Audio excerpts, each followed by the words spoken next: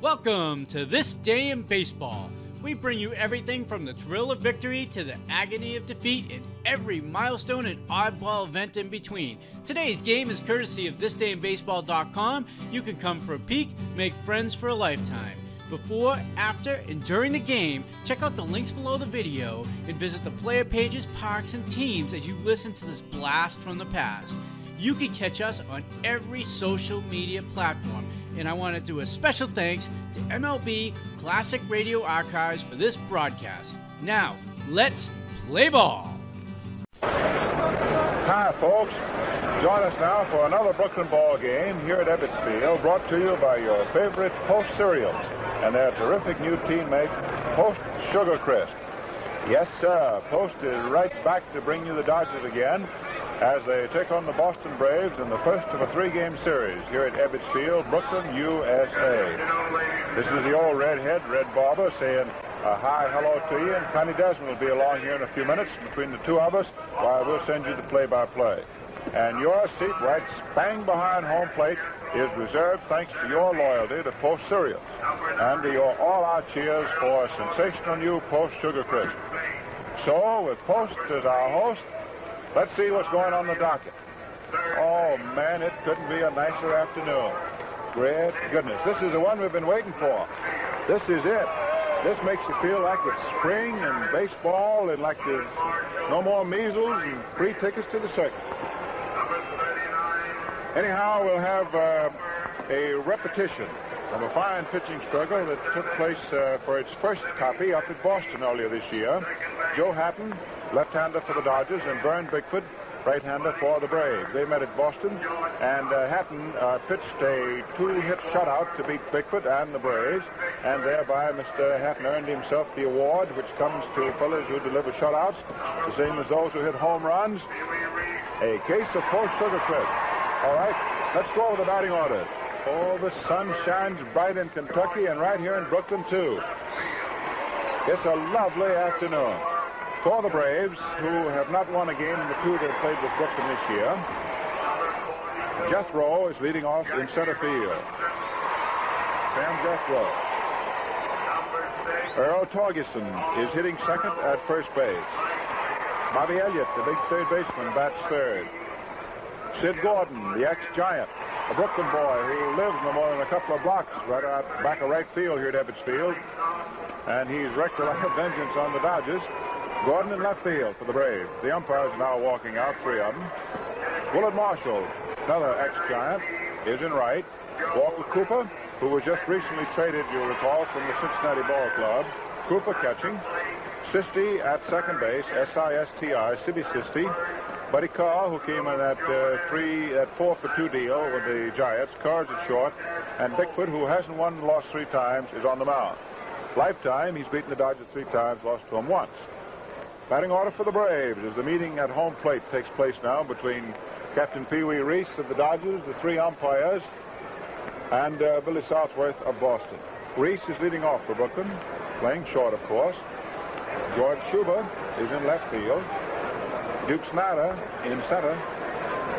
Jackie Robinson at second base, hitting fourth. Paul Ferrello, the Reading Rifle, in right, batting fifth. Big Gil Hodges with those meat hooks for hands at first base. Billy Cox at third. Bruce Edwards is catching to give Campanella a little more rest there with that torn muscle in his leg. And the pitcher is Joe Hatton. The umpires, Larry Getz, back at the plate, calling balls and strikes. His two associates on the bases will be Lou Jorda, stationed at first, Frank Dascoli at third. That's the original station before you have any base runners. After the base umpires shift, depending and reflecting upon how many men you got on when you got it. Now, we were just giving you the Brooklyn batting order a moment ago. Talking about the Dodgers, well, you ask them, and they'll tell you that it's good to be champs, but that it's better to stay champs. And because they want to keep that kind of flying right here at Ebbets Field, they're mighty careful about physical condition. Ask an expert like Jake Pittler, old Sugarfoot Jake, the Dodgers peppery first base coach, what that involved. And he'll tell you, friend, you'll never get to first base and talk to me in any conditioning program unless you start with the right kind of meal. Jake got a point there for every one of us. Remember, friends, you just aren't eating the right kind of meals unless you start with a proper breakfast. One that includes fruit, bread and butter, beverage, and cereal. And that's what you should have to get a bright start every new day. When you're choosing that cereal for your breakfast, you make that cereal a nourishing Post cereal. So do yourself a favor here. Eat a better breakfast every livelong morning with your favorite Post cereal included. Discussion going on at home plate, going over the ground rules. Whenever you have the first game of a series in a ballpark, and especially if teams have not been in the park in some time, the Braves haven't been here since last year, why then you have to go over the ground rules. For example, the umpires and the two team representatives must be in thorough agreement as to whether a ball is in play at this particular point of real estate and whether it is out of play there. What about a thrown ball here? What about a pitch ball there? What about a ball that gets up against the bench out there in the bullpen? What about a ball by the exit gate in right center field? What about a ball that may get down in that queer little corner in left field where you have an angle of seats that jut right down? What about this screen here that's 20 feet high on top of this 20-foot concrete wall? Suppose you hit a ball through there. Or suppose a ball bounces back to the scoreboard and comes out on the playing field. Those are the things that they discuss. Maybe you've often wondered, what do those guys do when they get up there and talk? Ask each other where to have dinner? No, it isn't that at all. It's just the business of a thorough understanding. And you can never go wrong if you've got a thorough understanding beforehand. Some of the bitter arguments that come up in baseball are on situations that come up that were not canvassed in the pregame discussion and are not covered by the ground rules. And as far as ground rules for each park are concerned, each manager makes out the ground rules for his own park. In other words, it is the job of the Boston Braves to understand what the ground rules are as set up by the Dodgers here at Ebbets Field. When Brooklyn goes to Boston, they then have to understand what are the ground rules that the Braves have undertaken to put in their ballpark. Now, first base umpire Jordan walking down the line toward his sector. Big Frank Descoli going down toward third. Billy Southworth, who's his own third base coach, going down there. And in just a second, the Brooklyn club will go out and take the field and will be off. It's always news about anything in Brooklyn, especially the Dodgers. A ball game is always news. I don't think it's news that we've got a fine crowd. Boy, they come here. I mean.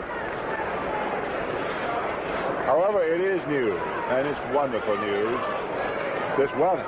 Boy, this is the afternoon to quit. Now the Dodgers go out to take the field.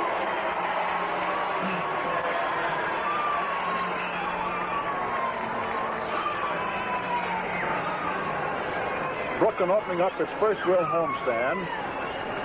Tomorrow is a single game at 2 o'clock. Then Monday night, the Braves here at night. Then the Western clubs come in, led by the Cardinals, who will be here Tuesday, Wednesday night, and Thursday afternoon. And Thursday will be Ladies' Day.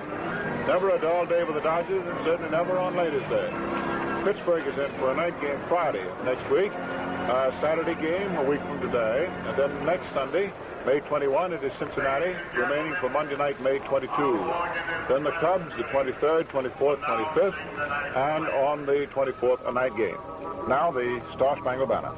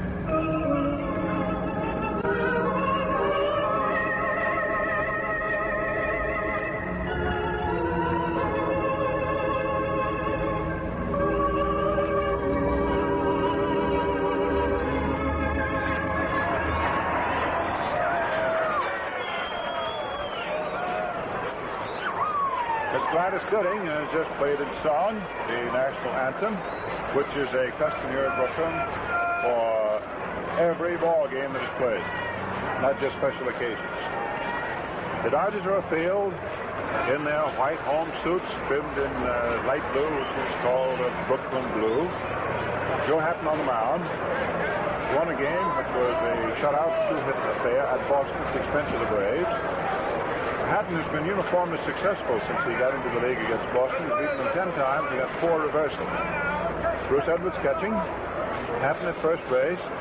Jackie Robinson, now a motion picture star, is at second. By the way, I haven't seen the picture, but my wife got to see it at the premiere, which was held in New York last week while the Dodgers were still out on the road. And she told me what I've heard from so many other people, that it's a very excellent picture and that Robinson is fine. Plays his role extremely well on the plate. Robinson is second. Reese is short. Billy Cox is at third. The rookie, Bobby Morgan, is being rested in the bench a little bit, hoping that'll perk him up. Out in left field is George Schuber. Center fielder is Duke Snyder. Right fielder, Ferrello. Sam Jethro, a switch hitter, has the most hits in the league. 32 of them, hitting the 352 is up. Outfield toward the left. Curveball is inside. Off the Edwards mitt, back to the stands, just ball one. Ball one, no strikes. The outfield is around toward left. The wind is blowing from right to left, off from first base to third. Pretender Hatton deals. Fastball swung on, hit down to third. Cox is up with it. The throw is over to first, and Jethro is out for 3 running steps. So Sam Jethro, the lanky speedster, thrown out third to first. 1 up and 1 ball. Just the start of thing. That was the first batter. Naturally, no score. And here is Earl Torgerson. The tall, lanky, almost raw-boned, left-hand hitting first baseman. Wears glasses. Outfield back into right. He pulls. Earl hitting at 289. Pretender Hatton pitches. A slow curve over for a call strike. Johnny Cooney, Splendid veteran, is coaching at first base for the Braves. Billy Southworth pacing along like a restless cat in a new house, coaching at third. Throw. Slow curve, low and away. Left-hand pitcher. Left-hand hitter. 1-1. Not a cloud in the sky. Air is soft. You just sort of see the leaves and the buds just popping right out of the trees. 1-1 pitch.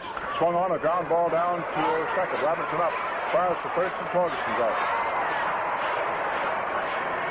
2 up and 2 gone. The Dodgers, if they can win today, and if the Phillies get beat, Wilkins is going to first place, so let's see what this means. If you look at your National League standings, you'll find out that you've got 6 teams that are bunched, all of them within breathing distance of first place, which makes a very tight race. Bob Elliott, big blonde right-hand hitting third baseman who can blast that ball. They play him the full, way around into left field. Also, the wind is blowing into left. Outfield swung drastically that way, the infield back. Elliott hitting 244. Swings and misses with a low outside curveball. Strike 1.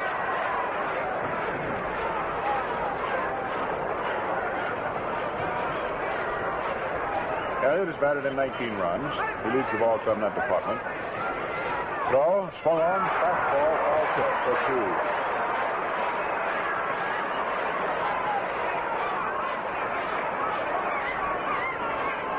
Posteriors, mighty happy to be sending you this ball game from Brooklyn.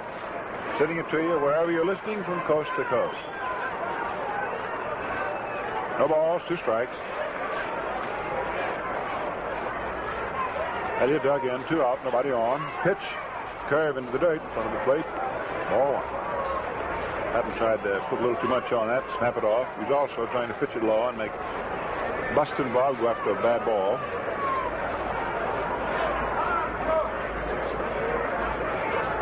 Fine crowd here at Brooklyn. 1-2 pitch, swung on, a line drive hit through in the left field for a base knock. Elliott on, the ball cut by left fielder Schuler, thrown into second. First second by Robinson, and it's the first hit of the game, the first runner. Now the Brooklyn boy, Sid Gordon. He's up. Right-hand hitter. He's always hit well against Brooklyn. Batting at 262. He leads the Braves in the matter of home runs. He's got 7.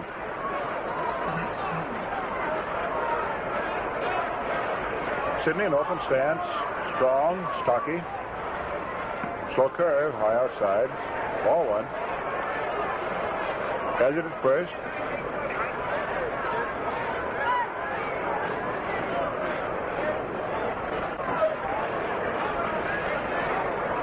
Patton down, checks the run at first.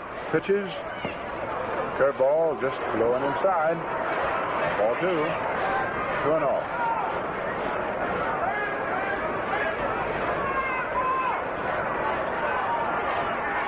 Patton reads the sign. Now stops in his pitching move. Deals. Curve, high outside, ball 3. So it goes behind 3-0. All curveballs to Gordon. Bruce Ebbets trying to slow up the pitcher. Walking in front of the plate a couple of paces before he would return the agate.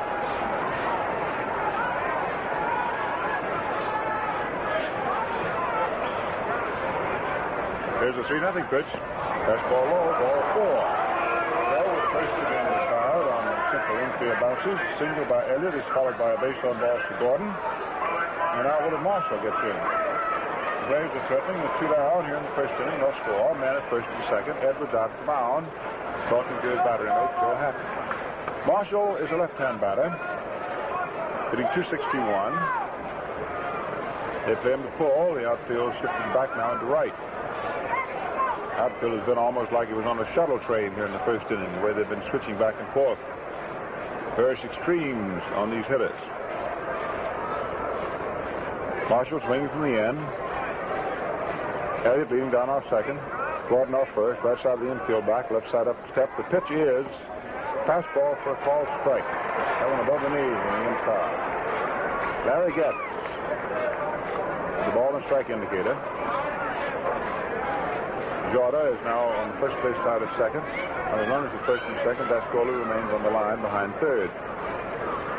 Secret of umpiring, of course, is to have the proper angle. Nothing in one pitch. Curveball. Swung on and popped up. Shortstop Reese is under, waiting. And he loses it to turn the ball drop, and Elliott scores. The runners remain at first and second.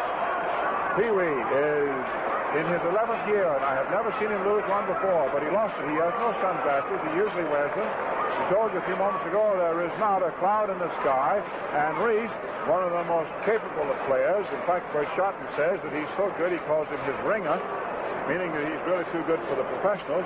Pee Wee lost the pop fly and dropped 2 feet behind him.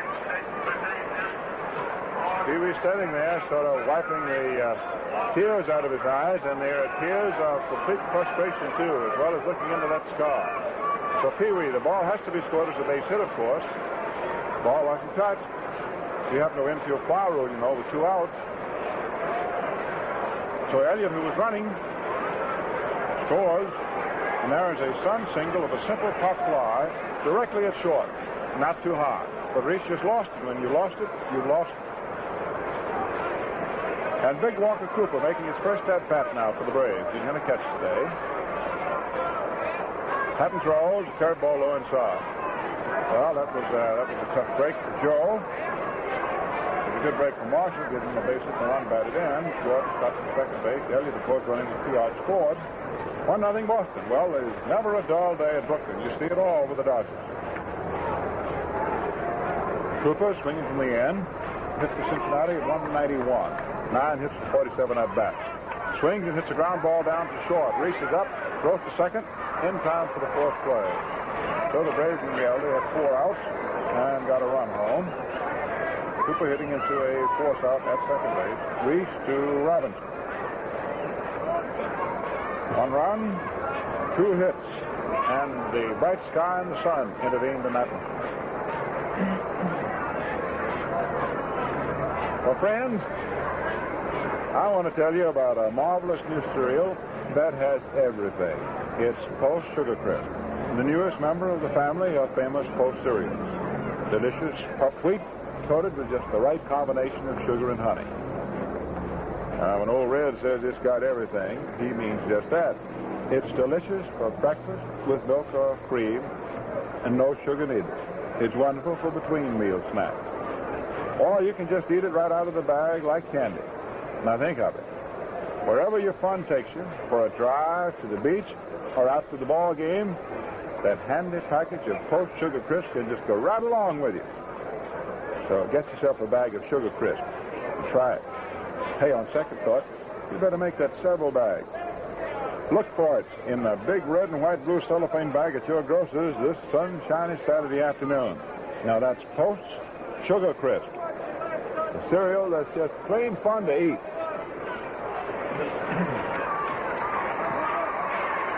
Now we move along the last and first inning. Reese coming up. Well, all things happen to you if you stay up there long enough. I never saw Pee Wee lose one before in the sun, but he lost that one. I noticed that the Boston infielders, especially shortstop Carr, very busy putting up their gloves and then peering out from behind them to check the sky. Vern Bickford on the mound. 1-0 favor the Braves, and Reese up hitting .256. A called strike. Fastball off the hands over the inside. Reese, 20 hits. Right-handed deals. Curveball. Someone hits top of the short. Carr's up with it. It throws over to first and Pee Wee's up. Carr at short to Torgerson in the first cycle. 1 up, 1 away. George Schuber hitting at .224. Stepping in. He has been hitting with a great deal of power. Left-hand batter. So far, he's gotten a nod in left field whenever the opposition has started a right-hander. This is the case with Bickford. He pitches. Curve low inside. Ball one. For the Braves, it is Bickford on the mound, and Walker Cooper is making his first appearance back of the bat. Cooper returned to Billy Southwood. They used to be together at St. Louis. Fastball low. Ball two. Infield is Earl Torgerson at first. City Sisters at second base. Looks like he'll play there with Connie Ryan, traded for Cooper, gone to Cincinnati. Bickford wastes little time. Pitches 2-0. Low inside with a fastball for ball three. Buddy Carr, the ex-Giant, is at short, and the third base, Bob Elliott. Sid Gordon in left. Center fielder is Sam Jethro.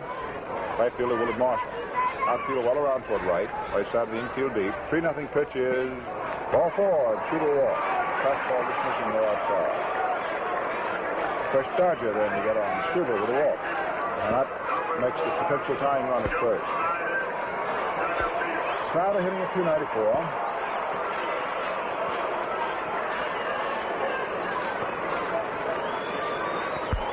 Post cereals and Post nearest Sugar Crisp keeping you posted on the ball game.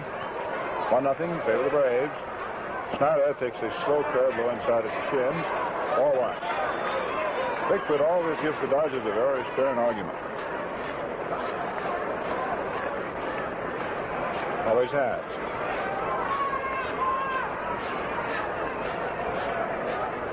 Stops. Deals. Slow curve, too low. Ball two, 2-0.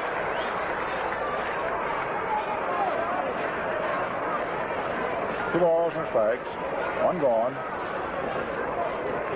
Schuber leading off first, and Torgerson holding the corner carefully against him. Jake Fittler coaching at first base for Brooklyn. Milton Stark is coaching at third. And the sun is shining brightly. It's a tough sky up above. Curve low inside to Snyder for ball three. Bickford's gotten himself in a jam now, 3-0. All 4 curves to Duke. Tall, willowy. Very strong through the shoulders and chest, left-hand hitter.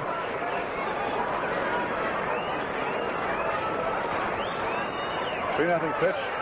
Fastball high outside for ball 4. With 1 man out, Bickford walks the next 2. There's a fellow who won the batting championship last year and was voted the league's most valuable player, Jackie Robinson. There's nobody now who is being as written up or is as well known as this fellow. This starred in a motion picture. Jackie Robinson's story. You like it. Robbing, hitting at .329, leading the Dodgers in hitting as you'd expect. Outfield around toward left, the infield up 1 or 2 steps in double play depth. Pitch is fastball in to hit. Strike sends it back out of the way, ball 1. We're going to have some action now in the Boston bullpen down in the left field corner.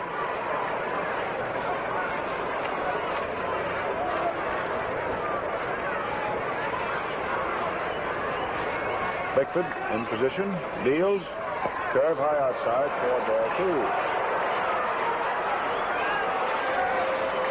He's walked 2 and he's behind 2-0.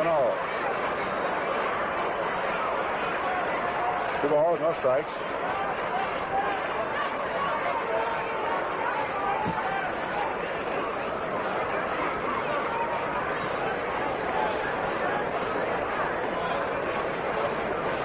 Sister, the second baseman, has come over to the mound, taking a little time right now, trying to slow Bickford down, change his mind.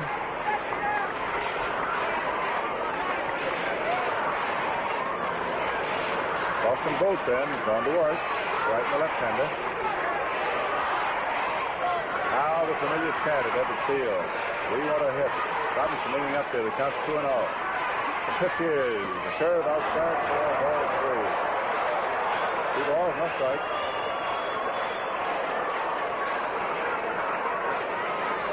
Jack, in addition to being a fine hitter, has a very fine pair of eyes.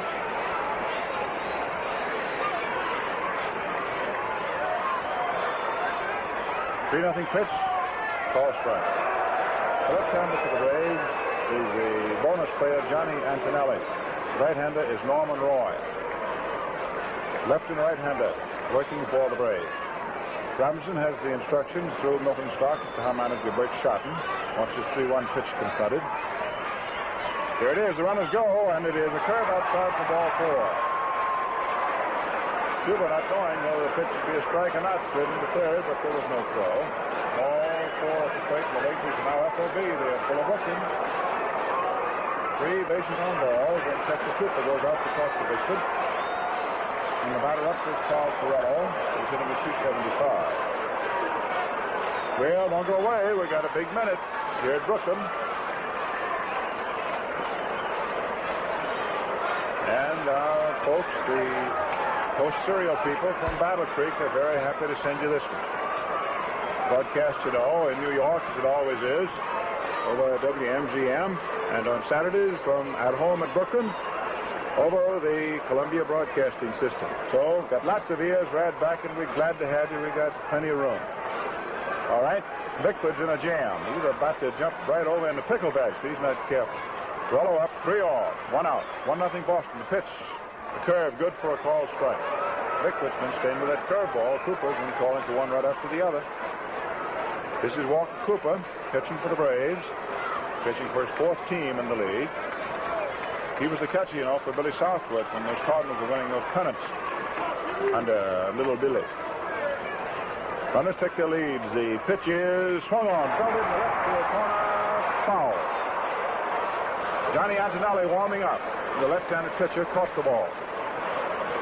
Throws it out. Throws it quite a way back in, foul ground in the bullpen. Joe Ferrello hit a whistling foul ball, and it's a loud strike. The ball, 2 strikes. 1-0 favor the Braves. Schubert at third, Snyder at second, Robinson at first. 3 walks in a row by Bickford. Pitch is a curve just outside. Fast curve. 1 ball, 2 strikes. See, that takes a wonderful set of reflexes to stand at the plate, take a curve ball just going the outside, especially with 2 strikes on you. That's the mark of the finished Major League player, that you're not unduly trigger happy. Now let's see what Bickford does. He's actually trying to cross up the hitter. He deals. It's ball strike 3, fastball, just from the outside. And Ferrello turns and slowly walks away. So they tricked him. They gave him a curve just outside. And then McCall, I guess, looking for another curve. They snuck the fastball over. And more than that, it wasn't a completely fastball. It was a 3/4 speed fastball, just a change. A little off of it, with a highly artistic pitch, and quite successful. That's the first strikeout. So now here we are, down to cases. Big Hodges with 2 down and 3 on. Last of the first inning. Outfield around toward left. 1-0 favor the Braves because of the sun. Reese with 2 down, lost a little pop fly at shortstop. Never touched it. The ball's up, foot behind him. The run came in. Pitch. Sharp curve low outside for ball 1. Bickford trying to work out of this. Southworth has not come out of the dugout at all. Just let the battery go. very experienced catcher back at the plate. Walker Cooper. 3 runners, ready to go, 2 out. There's a ground ball back over the line, slowly towards second base, and the throw is over to first base in time, and Hodges is out. Nice play by Sister. The ball bounced over the mound as Hodges tried to check his swing. Sister cut right in, was the second baseman right in front of the bag, and threw off balance across his body without having any time to wait. He couldn't. So Bickford pitches out of a jam, and he walks through the hot water and doesn't get scalded. No runs and no hits, and 3 men were left. So at the end of the first inning, it is a run, 2 hits, and no errors for the Braves, no runs, no hits, and no errors for the... Here we go again. Another player around the National League at the end of 3.5 innings with Coslow, left-handing him for the Giants at Philadelphia, and Kurt Simmons also southpaw going for the Phillies. It is 1-0 in favor of the Giants. The Phillies right now in first place by a game over Brooklyn. Chambers, a left-hander, will start for the Pirates of Chicago, and Hiller, a right-hander, will go for the Cubs. Hey, those Cubs have been doing all right, haven't they? Cincinnati's at St. Louis tonight. In the American League, Hooks Wise for the Athletics at the stadium against Vic Raschi. That's just about to begin. Washington is Boston. Hudson for Washington. Stobbs for Boston, and it's 2-0 favor of the Red Sox end of the first inning. No score between the White Sox and the Indians. End of the first inning. Kane for Chicago, Feller for Cleveland. Nothing yet on St. Louis and Detroit. And here we go into the second inning with Sisti first up.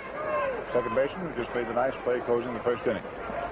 Right-hand hitter, and Hatton curves in low inside for ball 1. Sisti is 0 for 6 this year. Outfield toward left, right-hand batter. Fastball is over, ball strike. Sibby, the last couple of years, was probably Southwest's most dependable pinch hitter there in Boston. Hatton pumps, deals, curve bunted, foul. Sisti working, of course, for a base hit. 1 ball, 2 strikes. 1-0 favor the Braves.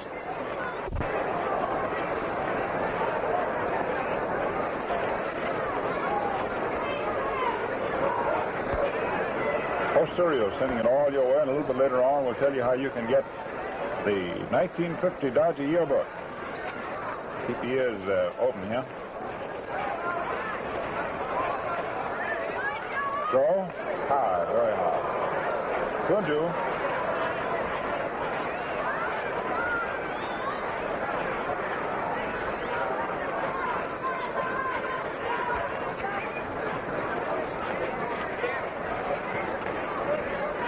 Hatton ready to pitch 2-2, does. Fastball, strike 3. And Sisti has not had a hit in 7 official at-bats this year.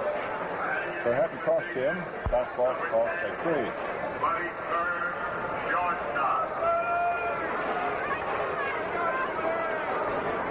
Carr, right-hand batter,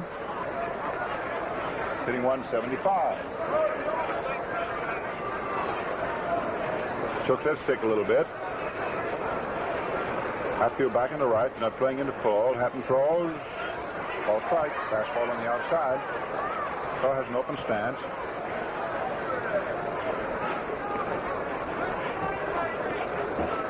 Spreads his feet. Wind blowing into the left field corner from right. Curveball hit foul, 1 around outside third. 0-2.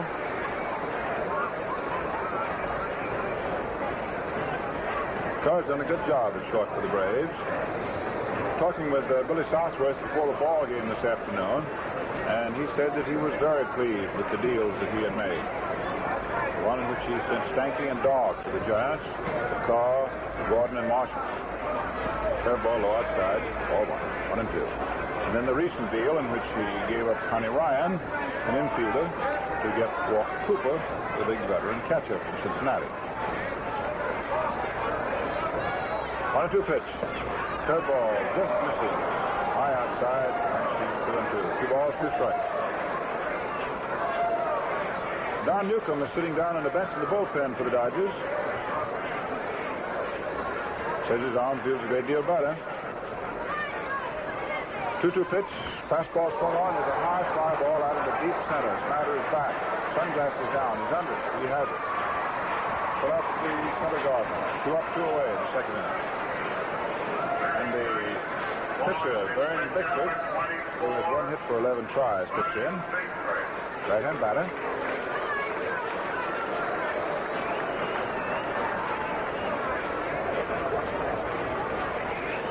After back into right, they're not playing him to get around on the ball. Pitch swung on fastball. Really fast. Had to turn out on the loose. And the ball's on strike. Boston 1, up to 0 here in the second inning. Joe throws a curve, swung on a miss, breaking down for the kneecap. Strike 2.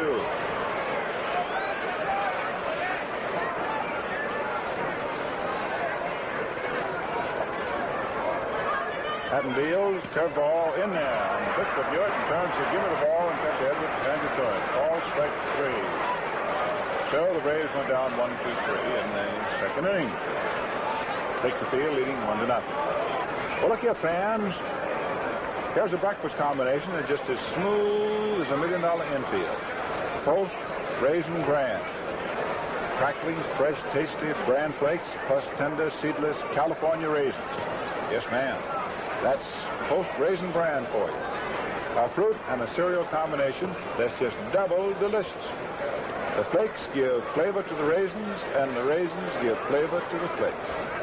And like all Post cereals, Raisin Bran is guaranteed fresh. So try Post Raisin Bran some morning real soon.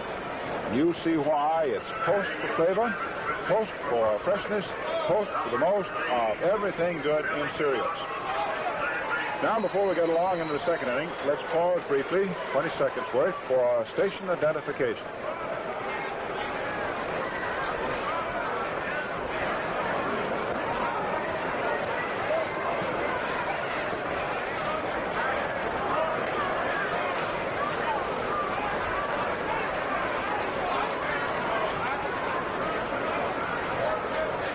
The first pitch lasts the second inning to Billy Cox is a curve right over. Brian Bickford returns and Cox powers it. It's a high foul ball out of play, and the left field stands for strike 2.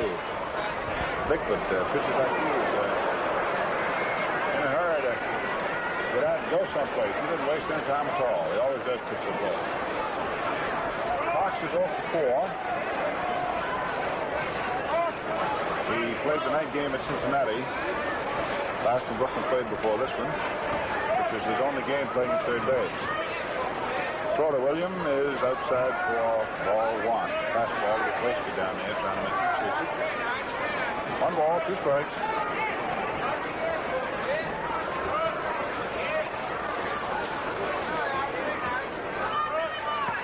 Third go outside. Ball 2, 2-2.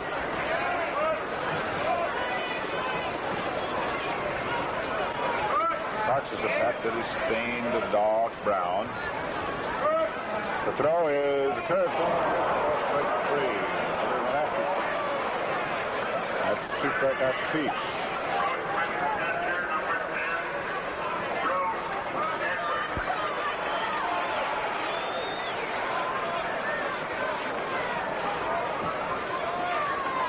One out, last of the second. 1-0 Boston. Bruce Edwards, stocky, acrobatically strong catcher, hitting 167, 5 for 30. Fastball low outside, ball 1. Boy, that Bickford got himself out of about all the trouble big fella could get out of in the first inning. When with 1 gone, he walked Schuber, Snyder, and Robinson, 3 straight. Then struck out Perello. He really pitched to him and got Hodges on the top of the second. Pitch is swung on a high fly ball into right field. The wind's holding it up. Marshall's underneath it. The right field is set and makes the grab. So for Edwards, 2 up, 2 gone, and pitcher happened. Now walks up to bat. He has 1 hit for 7 at bats.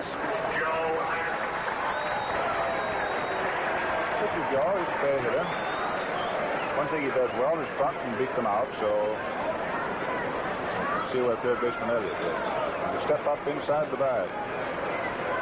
Torgerson's also up close at first. Lee Cooper down, give him the sign. Top fly, back to second base. Sister goes over and makes the catch. Patton is trying to check his swing with a high inside pitch. Without the second baseman. Having a cross last the second inning. At the end of 2 innings, a run, 2 hits, no errors for the Braves. No runs, no hits, no errors. We're very glad you came along to be with us on the broadcast with the best wishes of Post Cereals.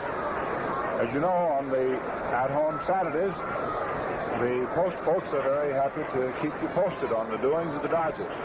And we'd like to sort of keep in touch with future Saturdays. Well, the very next one on May 20th, Pittsburgh will be here. Have the ears right back for that one.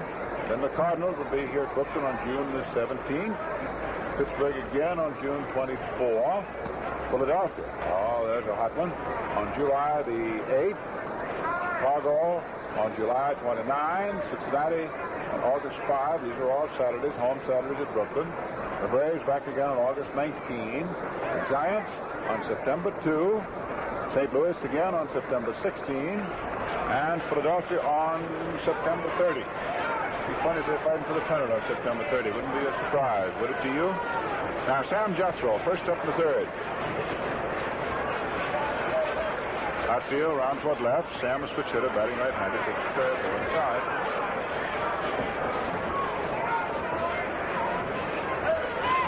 Jethro, the most hits of any player in the league, batting at .348. He's got 32 good ones.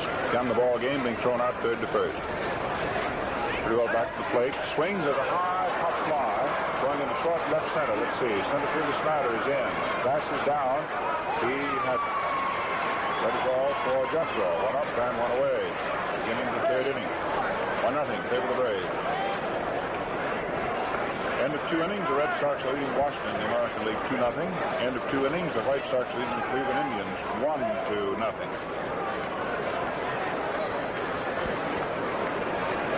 Earl Torgerson is the batter. Hitting .286, right up to here, left-hand hitter. Fastball into the knees, ball wide. The Phillies have just come up with 4 runs in the 4th inning to go ahead of the New York Giants, 4-1 at the end of 4. Now you're up to date on the Post scoreboard. Patton throws to Torgy, a curve which is flying sharply out in center field for a base hit. Bill Torgerson goes right around first base, makes his turn, and holds up. Snyder cut the ball off, slipped to his knees, but recovered and threw in to Reese and relayed on to Robinson. So it's a line single drilled in the center field by Earl Torgerson.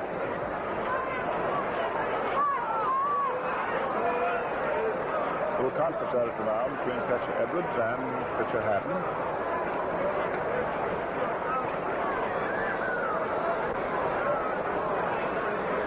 Elliott hit a solid single into left field for the first hit of the game, the first inning. Moved to second as Gordon was walked and scored as Reese in the sun lost a simple pop fly to short. Simple? Well, not simple today with a sky like that. The curveball is go outside. Ball 1. For those of you all around the country listening to this post-serial broadcast that may not have heard the first inning, don't want you to misjudge Pee Wee harshly. That's the only pop fly I've ever seen him lose in 11 years. Only one. Throw. Curve swung on here off the end of the bat up toward first base. Hodges picks it up and puts the tag on Elliott for the out. Naturally, Torgerson, with no play made on him, moves down to second base. Plug on. Elliott retired, first baseman, unassisted.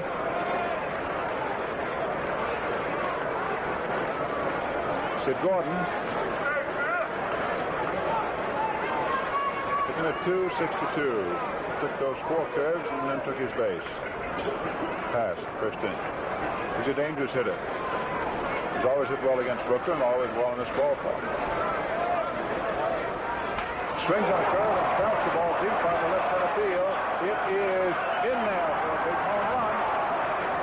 Like I said, that took some time. Hit it to the left center field, section 32. It's 3-0 in favor of the Braves. Here's Gordon running between second and third. There he comes on his way up to the plate. Manager Southworth takes him by the hand.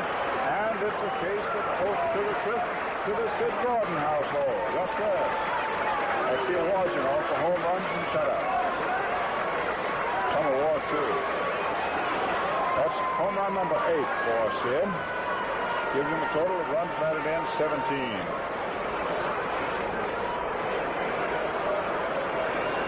He drilled it. He's top man now in the National League and ties with Ted Williams at the majors for the most homers, 8. Here's Willard Marshall swinging and missing at a high curveball. It's no longer a 1-0 ball game. She is 3-0 in favor of the Braves.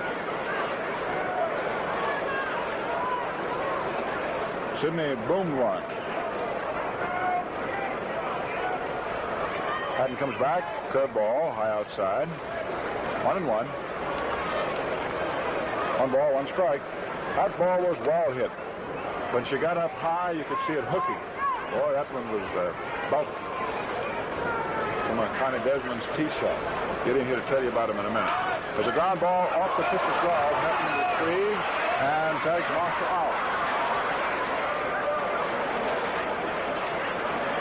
That's out number 3. The ball counted off the pitcher's glove over towards first. Happening retrieving the ball was right up against the runner when he came up with it. So 2 runs on 2 hits. Solid hits, too. Big home run by Sid Gordon.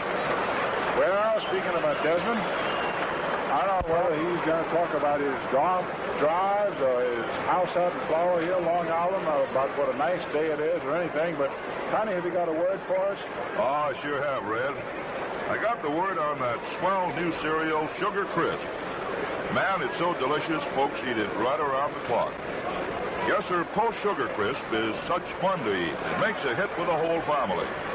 For breakfast, you just pour on the milk or cream. Remember, you can skip the sugar, while Sugar Crisp is just sweet enough. Sugar Crisp, you see, is wholesome puffed wheat coated with honey and sugar. And that makes it a tasty snack any time of day. And you can eat it right out of the bag. It's just the kind of nibbling the whole family will go for. So remember, as a cereal, it's dandy. For snacks, it's so handy. Or eat it like candy. Look for Post Sugar Crisp at your grocery store. And the big cellophane bag with the 3 little Sugar Crisp bears on the outside. Okay, Red? All right, Cornelius. Hey, what were you talking about, Connie? Sugar Crisp. Sugar Crisp. Well, here's Reese. First up against Vic, the last of the 3rd. Right-hand hitter. Vern deals. Fastball over for a ball strike. Pee-wee hitting at 253. Takes a pitch outside. That's 1-1. 1 ball, 1 strike. She's 3-0 in favor of the big, bold Braves of Boston. Pee-wee swings. There's a high fly ball hit down the left field corner. Gordon, the left fielder, goes over and makes the catch. The fire. So just made the catch is the guy that hit the 2-run home run just now, Sid Gordon. The Braves actually have put together, with the exception of Johnny Mize, the batting order that for the Giants 3 years ago used to make all those home runs. They got Big Cooper back to the plate, Marshall out there in right field, Gordon out in left. There's George Schubert to play for Brooklyn. Swings at the ground ball down to the right side.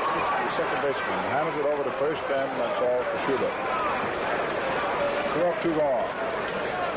And of course, for the Braves, in this Big Elliott, they've got a fellow who can hit their ball a long way. Sam Jethro out in center field doesn't come up with so many long hits. That is as far as home runs go, although he has 3 triples. But he comes with a lot of hits. Snyder up the Brooklyn, left-hand batter. Takes a high inside fastball. Over. Duke was walking the first inning. He's pre-game off at 294, still riding. The wind is toward left field. Duke swinging, throws it into the third base stand. 1-1. While the wind was blowing the way that Gordon hit his home run, he didn't need the wind. His was belting. Pick the deals. Snyder swinging. High fly ball out into deep left center. Left fielder Gordon under it.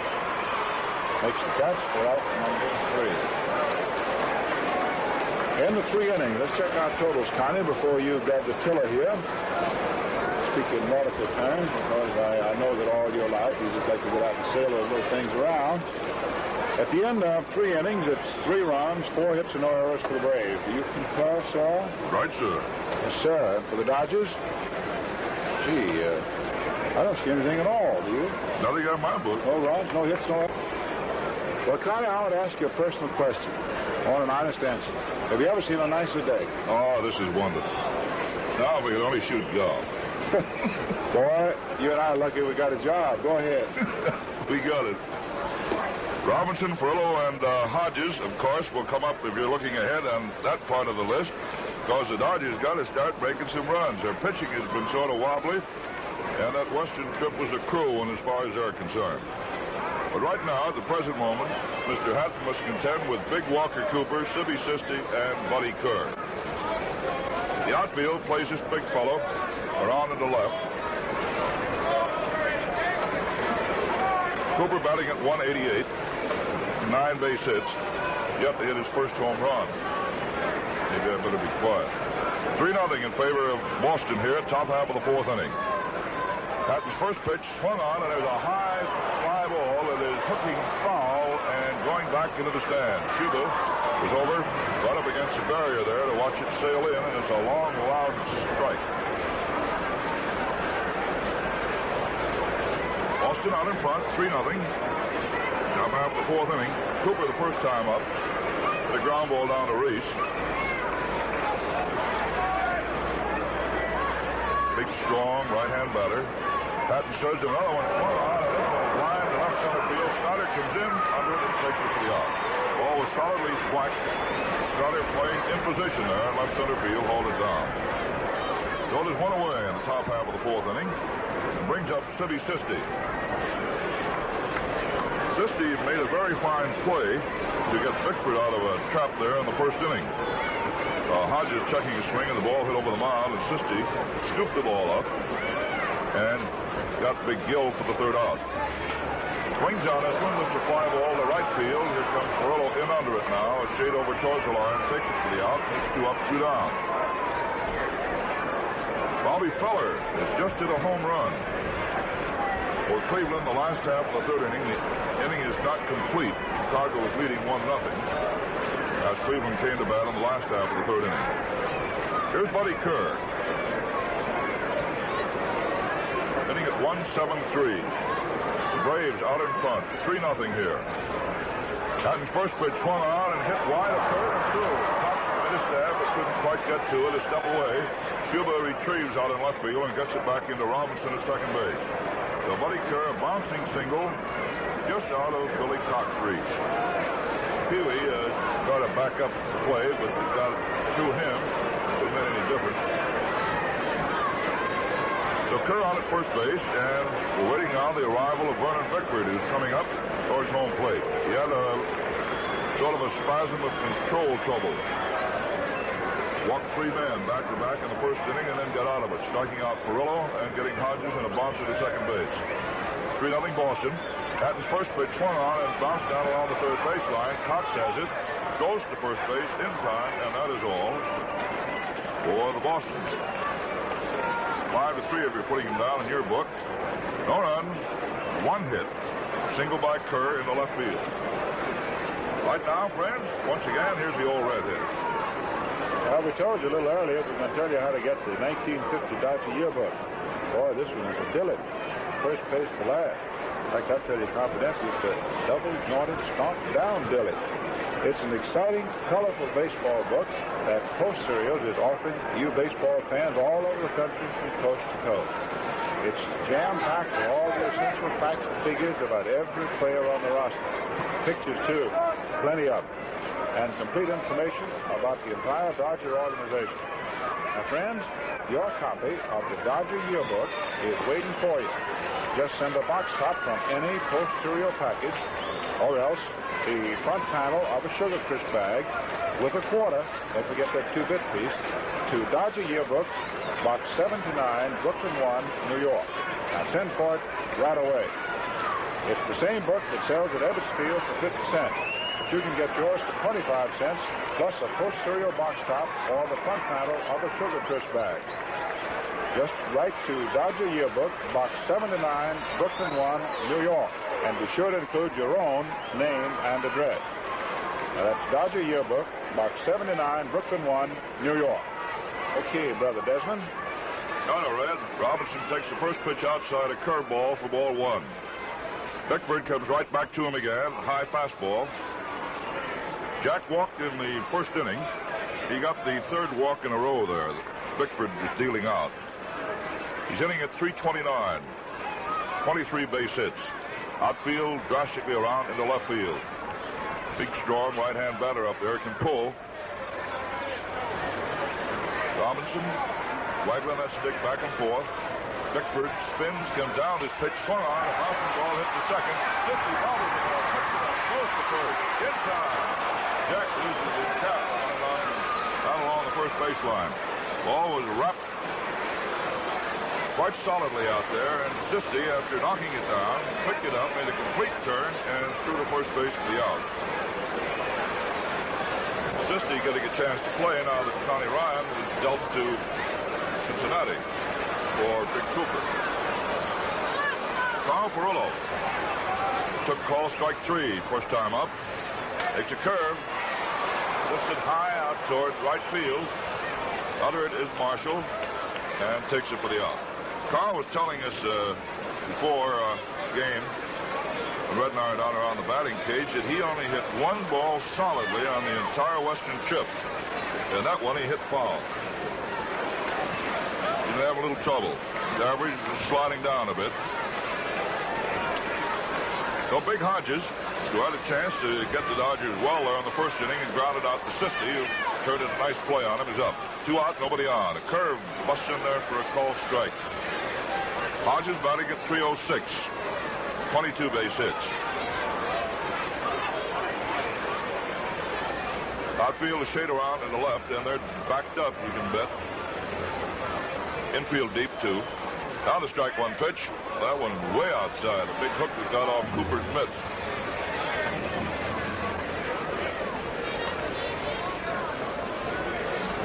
Ball one, strike one.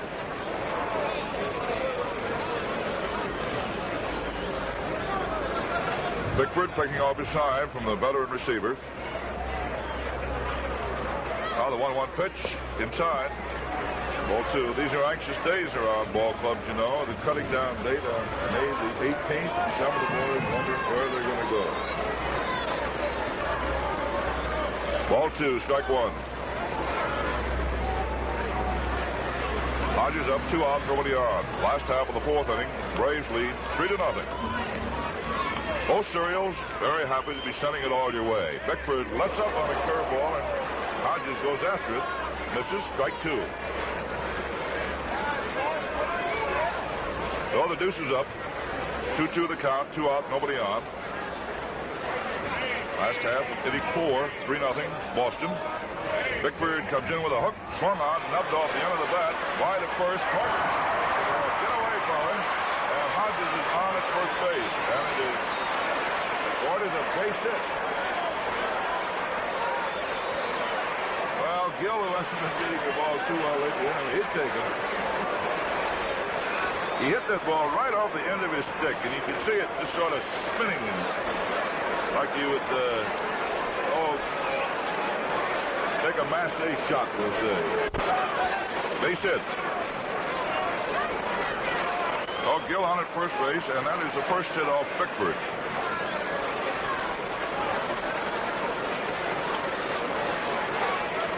Billy Cox up, struck out. First time. He's 0 for 5 since he got back in the lineup. Hodges at first. 2 out. Curveball. Misses outside. Ball one. Bickford is sneaky fast. He's got a good fastball, although he doesn't rely too much on that. He likes to fool around with those half-speed hooks. Throws to spot. Pitch, half tap, swung on and hit down to second base. Sisti up with it, throws to first for the out. And Mr. Bickford must have some tantalizing stuff out there. That's about the third Dodger hitter that is rather undecided whether or not to go for the pitch or not. And checking his swing, the ball went out to second base, and Sisti made the play. No runs, 1 hit, 1 man left on, and just like that, here's Red back again with our post-serial scoreboard.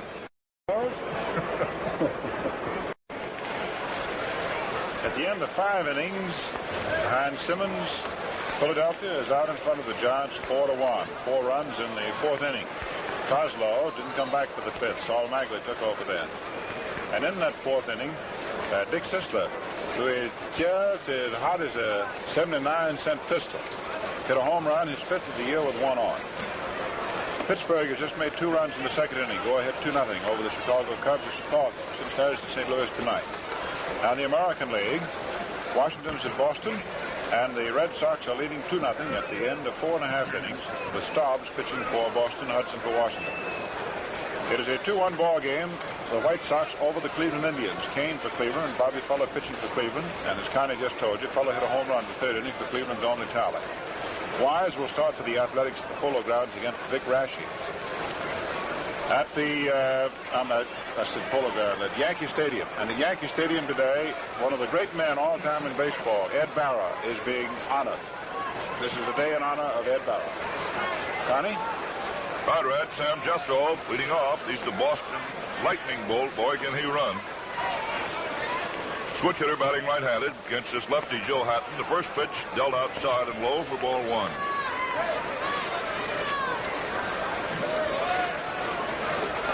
Jethro playing at Montreal last year. Stole 89 bases.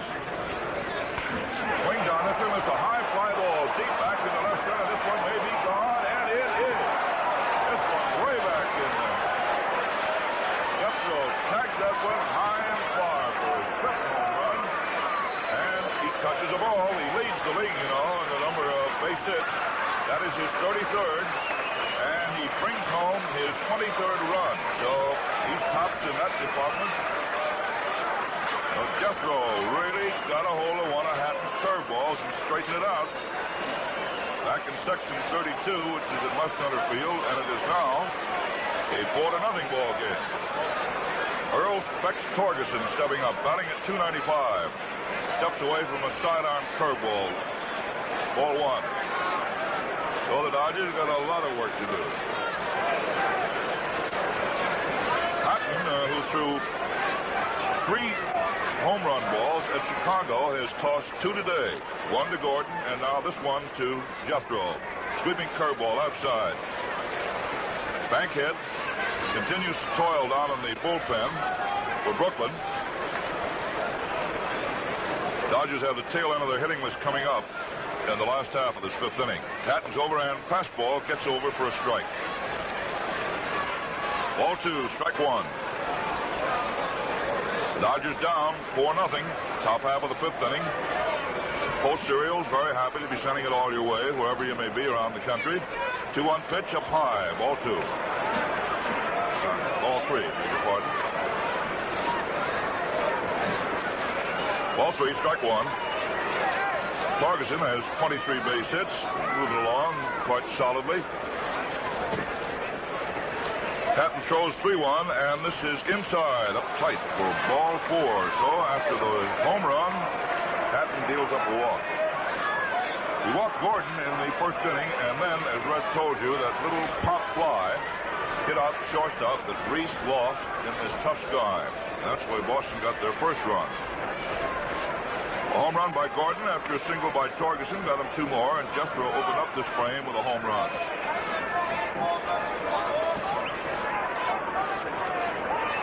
Bustin' Bob Elliott up. 1 for 2 this afternoon. Torgerson jumps down on first base. Here's the pitch to Bob. One on him, right back. Right, hitting Mr. Hatton's whiskers and into center field. And Torgerson easily cruises around to third base. Boy, that was a solid wrap. Right back to Hatton.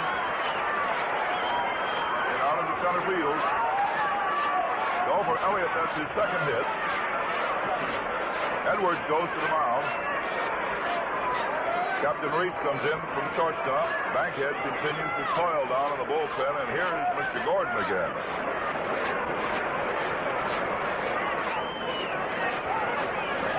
So, friends, Hatton is going to get the derrick. And now Dan Bankhead, after throwing down a fast blazer out there, starts walking in towards the mound. 4-0 score, top half of the 5th inning. Bankhead, as we told you before while he was tuning up, came up with a little arm trouble. It was more in his back. And he's back on the firing line now. Dan came up with a sparkling relief job at the Polo Grounds when big Don Newcomb started a ball game and only won a couple. Well, Dan took up the torch, went on to win the ball game, and that kind of cemented him around the plate. Then as he pitched good ball out in the west, then the sore back and Shotton has had to put him on the shelf for a while. But here he is, and it's going to be a rather interesting experience to see how he's going to come along. This is a power-packed Boston lineup, and they can really swing that wood. Here's one of them up there right now. Sid Gordon with a home run his last time up. Bankhead looking the situation over now as he's back to the plate. The outfield is deep, you betcha they are, with Gordon up there swinging that mace.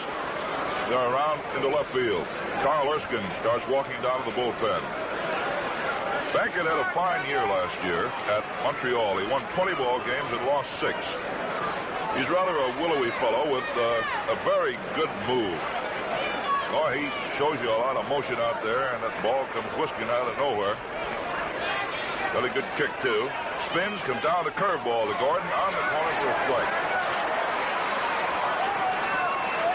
4-0 score in favor of the Braves from Beantown. Bankhead now to his stop position. Runners on at first and third. Spins, comes in with a curveball, and is over again. 2. Gordon comes back. He isn't beefing on it. He's just back talking to Larry Getz about, boy, wasn't that a beauty. Strike 2. Erskine is now up and showing down in the Dodger bullpen. Billy Southworth hoping for a little more business, coaching down here at third base. Johnny Cooney is over at first today. He alternates with Jimmy Brown, former Cardinal captain. Bankhead ready to deliver the strike 2 pitch now. Down she comes to Gordon, and he takes a half chop at it. The ball hits the stick and goes right into the Dodger dugout. My geography here practically went right down that ramp in the center.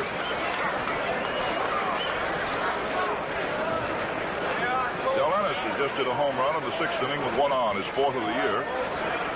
We know that Philadelphia leads the Giants at least 6-1. The inning is not complete, and that was the last half of the 6th. Bankhead set to work again. Comes down, a big curve. Cracks foul. Way back in the left field seat. Gordon swung out ahead of that a little bit too much and pulled it foul. The Braves leading 4-0. Top half of the 5th inning. Snyder's really going steady with that left center field fence out there on Gordon. He's way around him. He'll be up in the stands 2 more steps than that. Bankhead working on a tough hitter, Sid Gordon. And the pitch, fastball.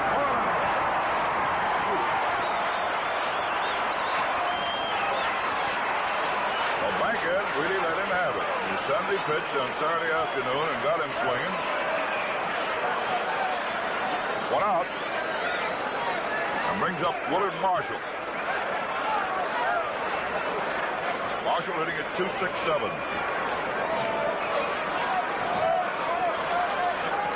Bankhead trying to help the Brooklyns here get out of this bad spot. 1 run already in. Runners on at first and at third. 1 out. Marshall up. Left-hand hitter takes a curve that is low for ball 1.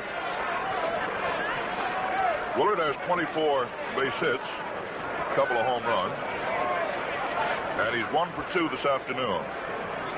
Single his first time up, but that was that little pop fly that Reese lost in the sun. Bankhead comes in with his pitch, outside, ball 2. Dan is pitching away from Marshall, hoping to cut down his power to pull the ball. Although the defensive setup for Brooklyn in the outfield is around towards the right field line. Wood pulls about everything he gets his stick on. Big and strong. Now the 2-0 pitch, swung on and cut foul. Back up over the Braves wigwam and back into the stand. Ball 2, strike 1. Top half of the 5th inning. 4-0 Boston. Say, Mother, you tried Sugar Crisp yet? Boy, if you haven't, put that right on top of your grocery list. Bankhead working diligently here on a tough man. Sends a fastball outside for ball 3. Erskine continues to warm up. Maybe Shotton will want the pitch hitter for Bankhead, who will be the second man up in the last half of the 5th inning. Erskine is getting tuned up. Got him on the back of the stove. Bankhead ready to deliver now, 3-1. Checks. Runner at first base. And there goes Elliott. The pitch high. A high fly ball going deep out towards right center field. And this one is up against the fence. In to score comes Torgerson right up back of him. Comes Elliott, and so it is now 3 runs in.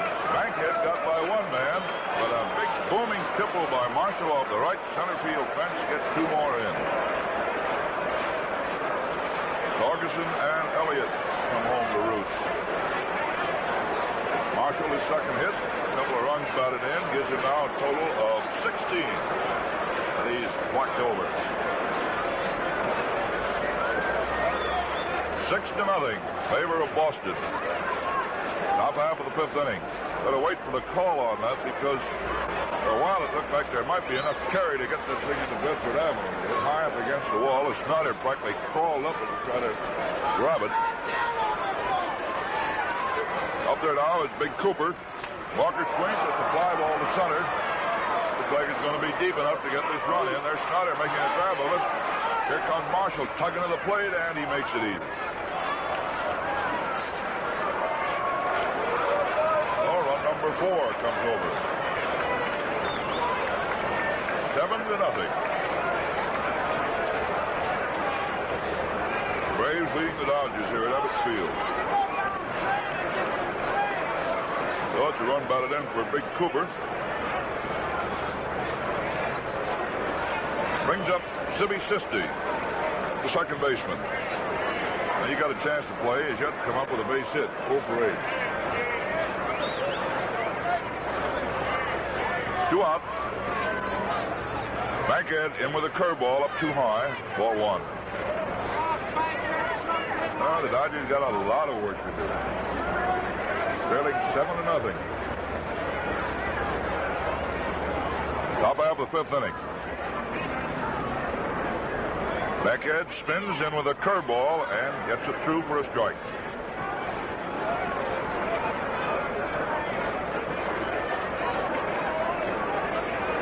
Braves have counted 4 times here in the top half of the 5th inning, and they're still at it. 2 out. Big swung on. There's a little looper hit out back to second. Reese goes over and bumps into Robinson. Down goes Pee Wee, and Robinson gets the ball, and Reese, I think, is hurt. Reese went charging over. Jack went after the ball. The 2 of them converged right back to second base, and they smacked. And Robinson got the ball, but Reese had the wind knocked out of him. And now trainer Wendler and Billy Southworth of the Braves, a few more of them, are running out there. The Dodgers, of course, are all around their little captain, and he's stretched out. Boy, that was a bang-bang. He went into the run. It sounded like running into a brick wall. Pee Wee was not looking, and he just kept going after that ball, and Jack came on, too, both of them watching the flight of it, and smacked together. And now Pee Wee's up, walking around. Okay, there. Well, friends, everywhere, folks are talking about the new cereal sensation called Sugar Crisp. Yes, sir, and Sugar Crisp is really something to talk about. An entirely new cereal that's more than a cereal. As a cereal, it's dandy. For snacks, it's handy, or eat it like candy.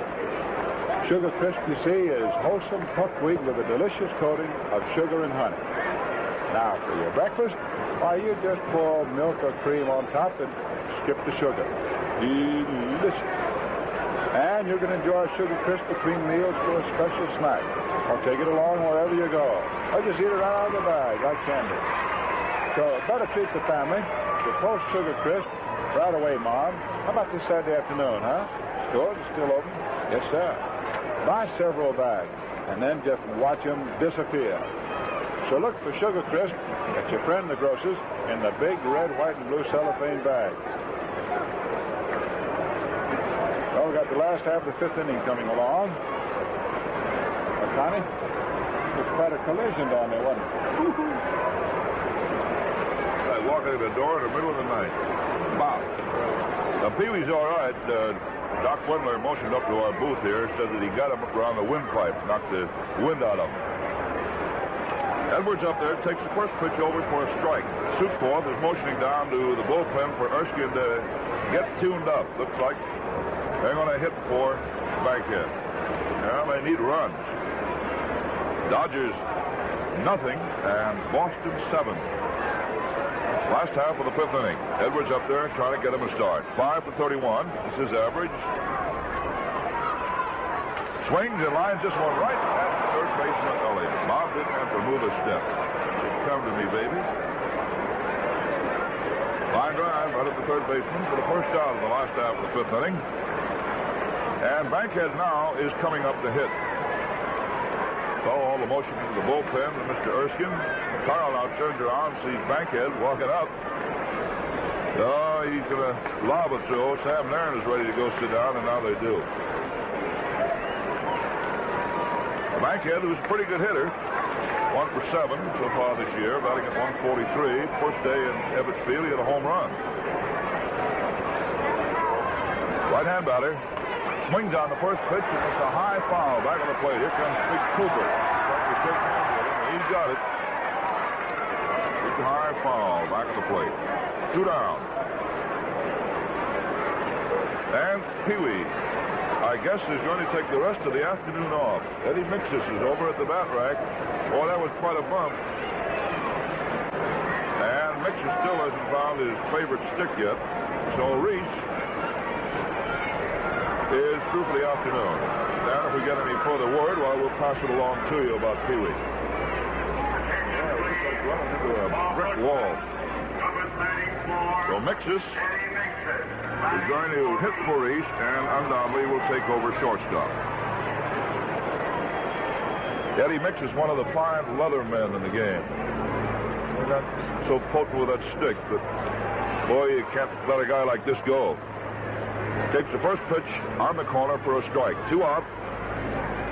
Nobody on. The Dodgers behind 7-0.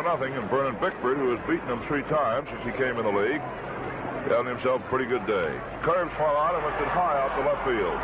Now there it is, Gordon, waiting now, looking up into this tough sky, and takes it for the out. Boy, it was a rainmaker. So 3 up, 3 down. Now the Dodgers take the field now to face this Boston attack that has been rather rough this afternoon. Whacked him around for 7 runs so far. So we're ready to serve up the Old Redhead again with our post-serial scoreboard, and there's plenty on it. At the end of 6 innings, the Phillies leading 6-1 over the Giants. Sisler and Ennis hit home run. At the end of 3 innings, the Pirates lead the Cubs 2-1. Cincinnati's at St. Louis tonight. In the American League, the Athletics failed to score in their first at-bat over at the stadium. The Yankees are now hitting. Wise is pitching for the A's against Grashey of New York. This has been a very significant afternoon at the stadium because this has been the ball game in honor of Ed Barrow. And the Yankees, you know, won all those pennants while Barrow was the fellow putting them together. And so a player from each of the former Yankee pennant-winning teams under Ed Barrow was there today. And a player from each of the National League teams that opposed those Yankee teams in the World Series was also there. So there's a great deal of sentiment there. And I don't know of a finer tribute to be paid to a more deserving person than the tribute to have a day in honor of Ed Barrow at Yankee Stadium. He, more than any other individual, built it. In 5.5 innings, the Red Sox lead Washington 2-0. And at the end of 4.5 innings, the White Sox over the Indians 2-1. What's the score here, Connie? 7-0. And it's unnatural as far as the Brooklyn fans are concerned. What's the score here, Connie? 7-0. And it's unnatural as far as the Brooklyn fans are concerned. The Braves out on top. Buddy Kerr leading off against Bankhead here. Takes the first pitch high outside for ball 1. Outfield pretty much straight away. Infield normal. Mixes down at third, and Cox moves over to shortstop. Kerr swings and misses. Ball 1, strike 1. So Eddie's a handy man to have around on your bench. Reese, in a collision with Robinson, had to take the rest of the afternoon off. Banged his windpipe. Now the 1-1 pitch. Kerr bunched out along the third baseline. Mixes, grabs it, goes to first.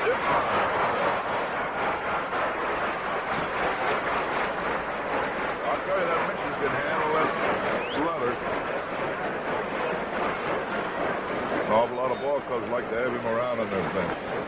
Not only on their bench, and play it. Vernon Bickford getting a flattering of applause here as he comes marching up. He shut out the Dodgers for 5 innings. Bates had gone out and got 7 runs off Hatton and Bankhead. Fastball is high inside for ball 1. Bickford as a hitter is 1 for 13. Average of .077. Outfield is split. Big hole in left center. Bickford takes under the hand. Ball 2. Schuba is playing normal straightaway left field, but Snyder is faded over a bit towards right center. There's a big area out there between the center gardener and the left fielder. Now the 2-0 pitch, and this one is inside. Ball 3. Moving a plate around on Dan. Bankhead in relief of Joe Hatton.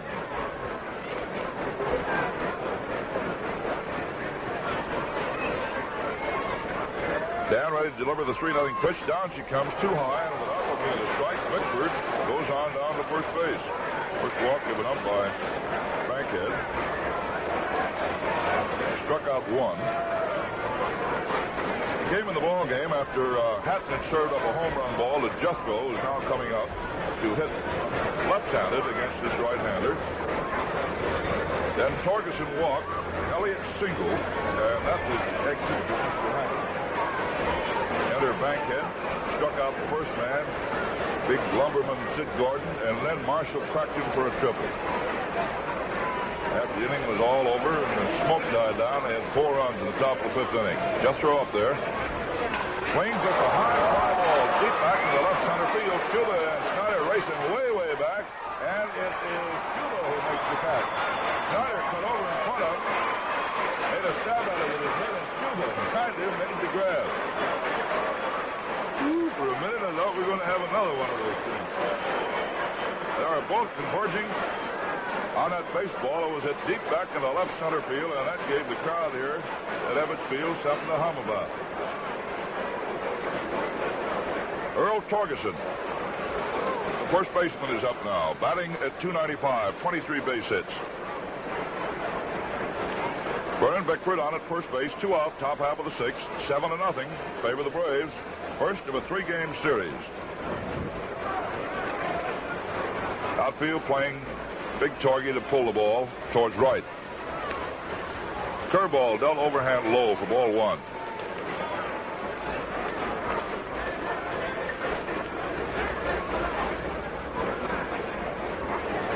Torgerson is 1 for 2 officially this afternoon. Grounded to second, singled, and walked. Bickford down off first. Pitch is on the corner for a strike. Bankhead pushing that outside corner. Gil Hodges is not on the bag. Pulling it against Bickford. He's back at his fielding depth with a left-hand hitter up there who can pull that ball in his sector. And now at the last second, Torgerson gets something in his eye and steps out. Ball 1, strike 1. Guy really takes a toe hold. Bankhead to his lingering stretch, brings it down very slowly, comes in with a high pitch outside. Pulled a string on it, but couldn't get it through, and it's ball 2 and strike 1. Billy Southworth coaching down at third. Donnie Cooney, who finished up managing the ball club last year, is at first base. Backend ready to serve 2-1 to Torgerson. Does, and it's over for call strike 2. Here's the official attendance, friends. 19,488. 19488. Top of the 6th, 2 out. The count 2-2 on Torgerson. Bickford leads away from first base. Bankhead. Pitch is in there, and it's over for call strike 2. Oh, the sneaky little curveball that got through there. And Mr. Torgerson was caught with his bat on his shoulder. So it is no runs, no hits, 1 man left on. Bickford walking with 1 away, and they left him at first base. Now, once again, here's Red Barber. Connie, I bet folks all over the country listening to this post-serial broadcast and wondering what in the world we're going to talk about post-toasted. Well, now's a good time. Never a better time. Post-toasted. Boy, I'm telling you, that's a big hit in the Breakfast League, and that's the reliable hit. Post-toasted. A long record of just making happy appetites happy. But friends, you try Post-Toasters and judge for yourself, and see if they are better than any other cornflakes you ever ate. You'll find there's a world of difference in cornflakes, and it's post-toasting that makes the difference. Yes, ma'am. You'll notice a delicious, grand-tasting difference in every spoonful of Post-Toasters. They're extra good, extra tasty, and extra fresh. So next time it's a grocer's, don't you say cornflakes. You just ask the man for Post-Toasters, yeah? Get better cornflakes. Another famous Post cereal, guaranteed fresh.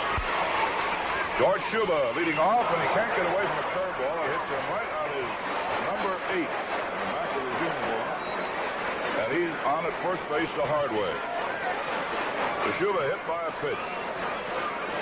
Bickford broke off a great big rainbow.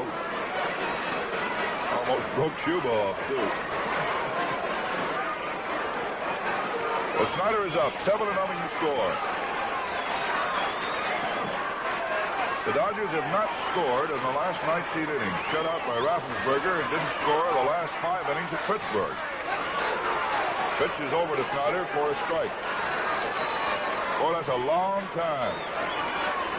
A run drought, isn't it? 19 innings. Sutton probably wondering when we're going to get the first one. Bickford ahead, Bob, and his pitch comes down. Swung on, pull to the right side. Sisti up with it. Goes to first, and they get 1. The ball was not hit too sharply, so they made sure of the front man. Cardinal rule in baseball. Snyder hitting into a force play. Sisti, the second baseman, to Buddy Kerr, the shortstop. So Schuba is erased at the middle stop, and it brings up Jackie Robinson. Jack batting at .323. Walked in the first inning, grounded to second base in the 4th inning. Infield set up in double play position now. The runner on at first base and 1 out. Snyder leading away. Torgerson holding the bag tightly against him. Bickford takes a look, goes into Robinson. 1 on and foul right down below us, and Red made a hot left to it. Take a souvenir home to little Miss Barber. Big bad Braves came down from Boston having a tea party here. Last half of the 6th, 7-0. Bickford in with a pitch, swung on, hit down to short. Kerr, nice one-hand pickup, touches second, goes to first for a double play, and there's a 3-man collision out at second base. Sisti and Kerr, and then, just to say hello, the Duke came in there and dug up some of our Ebbets Field real estate. And they all went down. This is quite a day we're having around here. Double play. And for the Braves, that is now their 26th.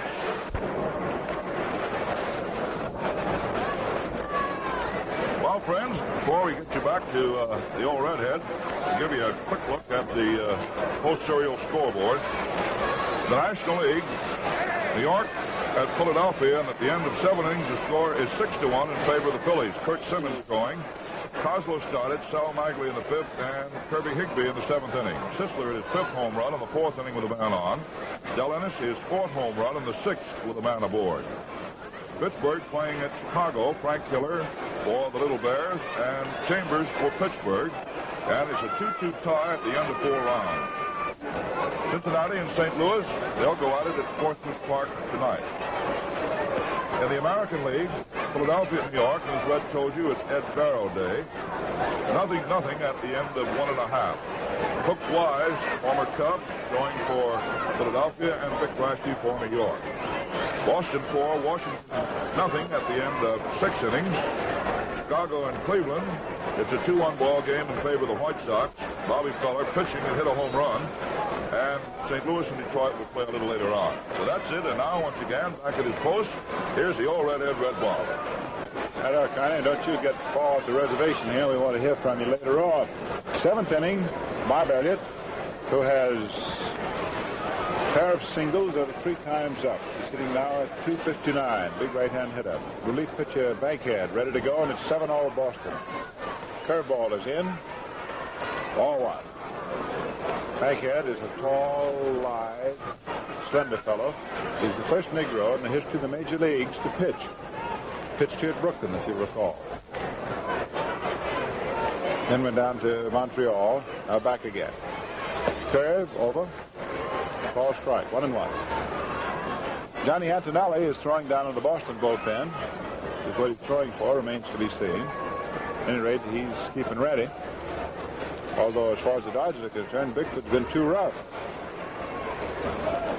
I feel around toward left on Bob, who pulls the ball. Hits it hard out that way. Fastball is very high. Edwards has to reach up a 10, mid on it, pull it down. 2-1. The strong wind, which is not let up, in other words, isn't blowing in gusts, it's just constant, blows from right field into the left field corner, or from first base to third base. Bankhead, 2-1. A curve, 1-1 in there. 2 balls, 2 strikes. The Braves have run in the first inning, 2 runs in the third, and 4 in the fifth. The first run was a gift from Tough Sky, but the next 6, boy, had been blasted. In fact, the Braves had anybody hitting a single. It's sort of puny. Bankhead deals 2-2. Curve swung in this strike 3. Third strikeout for Elliott.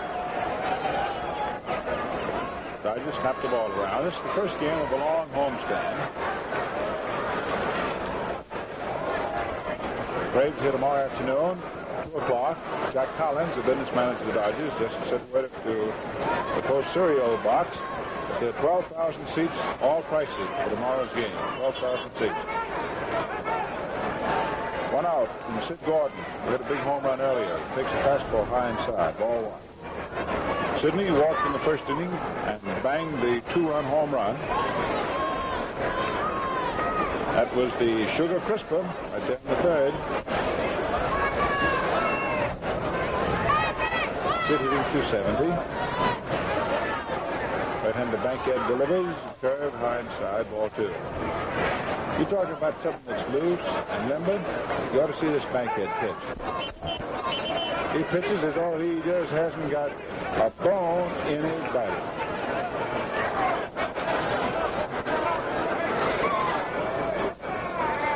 And Jerks comes down 2-0. Fastball high inside for ball 3. Eddie Batan, who is one of the old settlers among the rooters here at Ebbets Field, is in good force this afternoon, as usual. He's down there hollering at Desmond. See nothing pitch. Fastball high inside. Ball 4. Base on ball. You folks out around the country, anytime you come in this neck of the woods, goodness sake, you look up and see if the Dodgers are home. Whereas you just haven't been to New York at all if you haven't dropped in at the field. If you haven't seen a ball game in Brooklyn, you just haven't seen one. We got lots of fellows like Batan around here.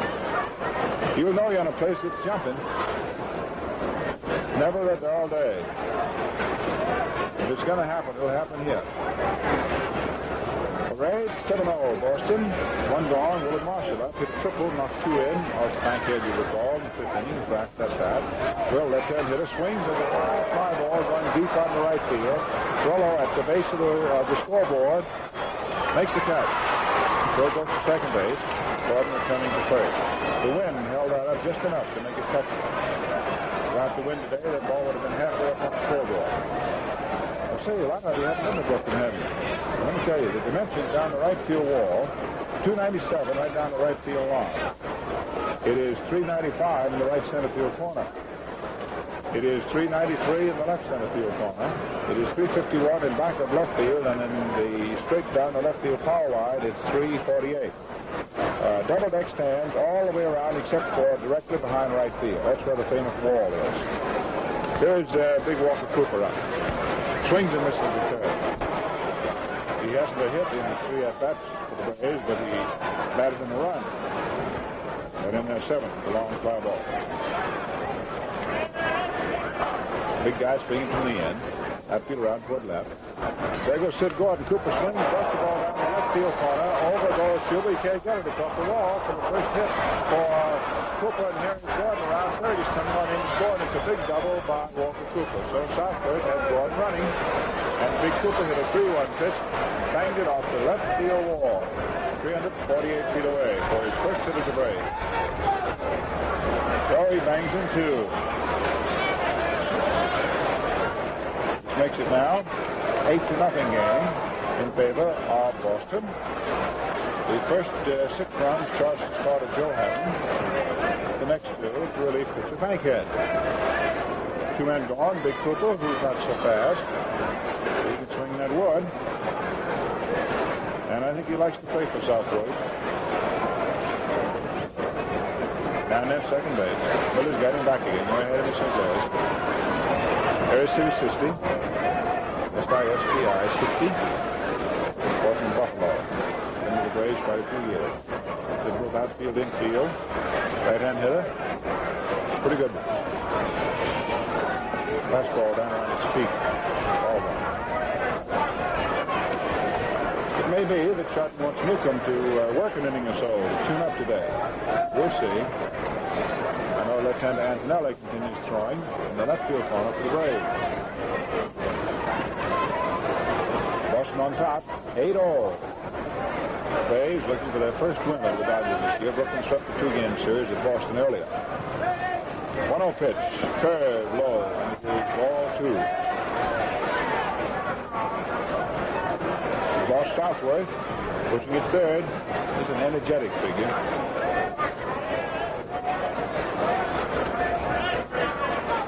Johnny Cooney pushing at first base. Southworth has my most complete admiration. Bankett's throw. Billy has had to beat himself twice. You know, the hardest thing in the world is for a man to beat himself. He went out of the major leagues. One time, you know, he was manager with the Cardinals, but all the way down to the bottom, had to start up again, Class D ball. And he just won his own fight. He came back to be manager of the Cardinals again and won World Championships. And he went on to Boston. Pitch inside, ball 3. And if there was one thing on the face of the earth that Southworth loved that son of his. And he was a great boy. He was worth that devotion. And he had a fine war record. And then you'll recall, he went off a runway, landing at LaGuardia Field, and his body wasn't found for months. And Southworth, Nellie was torn apart. But he survived that. You got to like a fellow that's strike. 3-1 pitch now to Sisti. Low, ball 4. He's the ball, base on ball. That's 3 walks given up by Bankhead. Or should we say he's looked slightly less than brilliant in his relief assignment. Of course, the testing point is, can he throw the ball at all after pulling that muscle? I'll let Desmond spell it, but they tell me the muscle he pulled at Chicago was the supraspinatus. Try that one on your ukulele. So 1 run in. Run at the first and second for Boston here in the 7th inning. 8-0 in favor of the Braves, who are hitterish, to put it mildly. Buddy Carr has 1 hit for 3 at-bats. Shortstop. Batting 181 for the year. Outfield slightly into left. Bankhead stops, deals, curves one on, lined into right center field for a base hit. They could wave around third base. And let's see, Sister comes into third and Carr holds the first for the ringing single. Second run of the inning on the 9th of the game, and all for the Braves. So Carr hits a line single out of the right center field. One batted in for him. Sister around the third. And the Braves continue on the warpath. We've got a little scalping party here in Flatbush.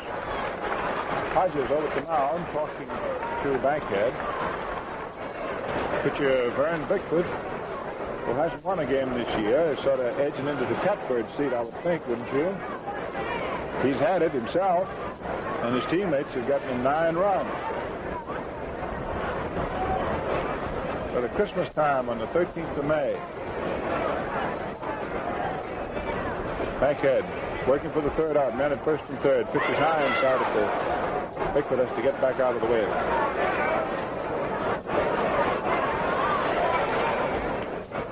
Sister, who can run, leading down off third and foul round. So in the event he's hit with a batted ball, he would not be automatically out. Carr off first, second base open. Outfield back into right. Bickford takes high inside for ball 2. Bankhead behind now, 2-0.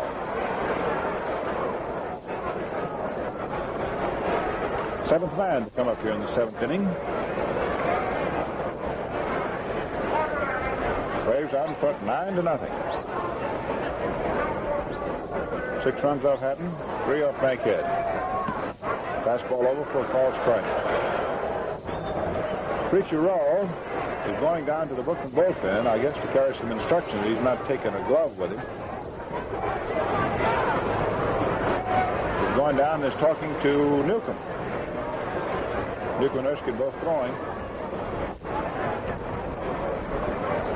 Pitch over for striking 2-2. Rowe still talking with Newcomb. He ran down there too. Apparently he was under orders.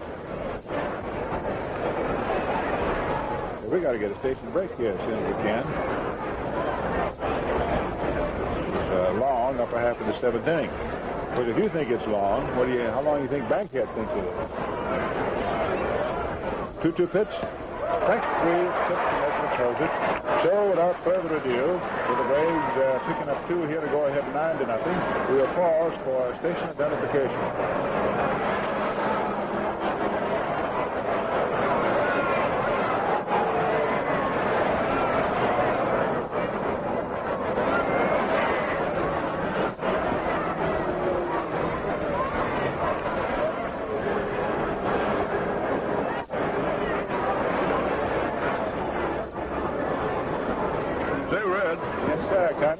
I got a little riddle here, and see if you can come up with a right answer. Tell me, how quick is quick?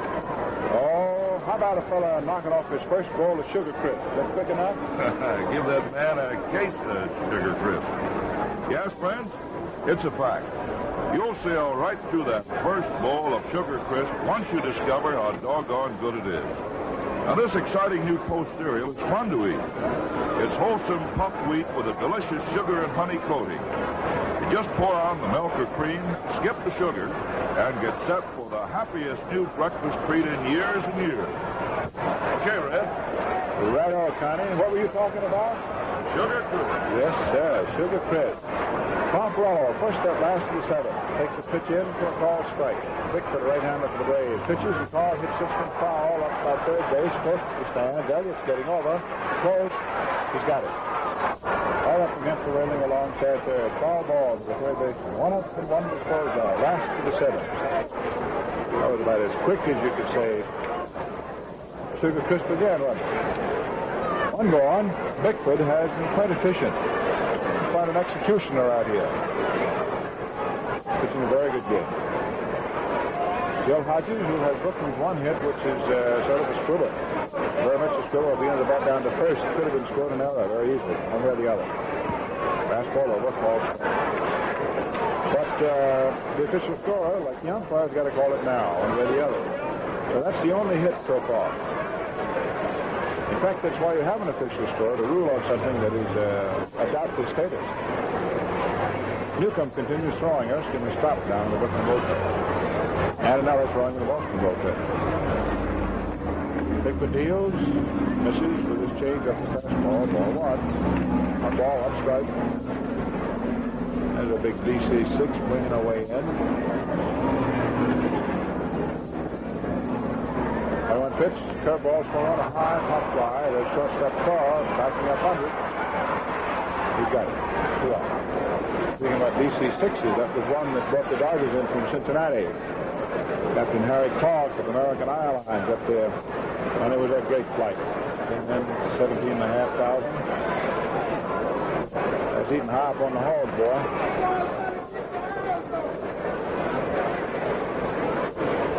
Two down, last of the seventh. And Billy Cox takes a change up over for a called strike. Bigfoot's got everything working now. Beautiful. Beautiful. Bigfoot with 1 out, walked 3 men in the first inning. The inning struck out Perello, got him to take a third strike, and got Hodges on a ground ball. Otherwise, he hadn't been threatened. Cox hits a grounding ball past the mound, out turning into center field for a base hit. This is hit number 2, and if nothing else, it takes any sting away from that little split hit of Hodges in the 4th inning. Naturally, you get along this far, people are going to say, well, it'd be a shame if the guy is really going for one of those no-hitters if he just don't get any scribble in there. But that matter is now settled. That's a clean single for Cox at the center. Hit number 2 off Bigfoot. 9-0 favor the Rays, and the batter is Bruce Edwards. After around toward left, Cox off first. Edwards takes a fastball low. All one. Gene Hermansky has walked out on deck, apparently to hit for Bankhead if Edwards can save him a life. And Newcomb is the only pitcher working in the Brooklyn bullpen. So adding up, we're all going down to talk to Newcomb just now, etc. Erskine stopping his work, and Newcomb continuing his. Apparently you feel that manager Schott would like to see Newcomb get an inning or so's tune today.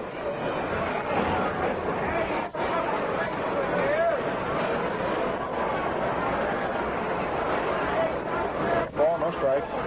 Edwards up there at the plate, right-hand batter. Swings, falls strike. 1-1. We just had word from the clubhouse and from Doc Wendler, the trainer, that Pee Wee Reese, in his collision with Jackie Robinson, banged his windpipe. No abrasion, and nothing serious. He's all right. Glad to send that word to you. Bigfoot steps off the mound and gets on. The town call. Edwards out.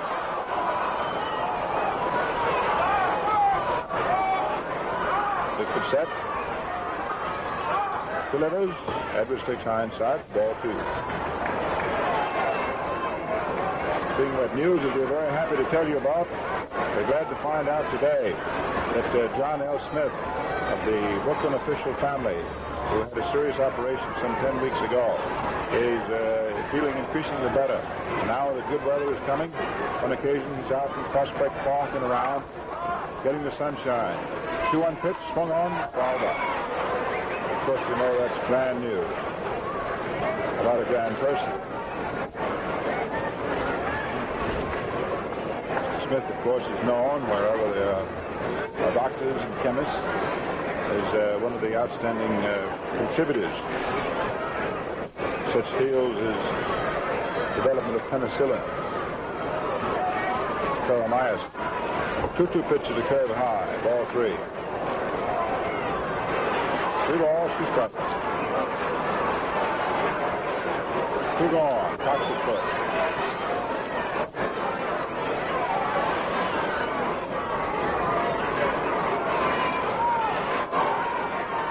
Braves for tomorrow, 12,000 seats, all prices. The 3-2 pitch, Cox goes, of course, and it is ball 4 Edwards. Bigfoot now has 2 on. The first walk that he has had to surrender since the 3 back-to-back in the first inning, and Gene Hermansky is hitting for Dan Bankhead. Bankhead, who has pitched the last 3 innings, has given up the last 3 runs.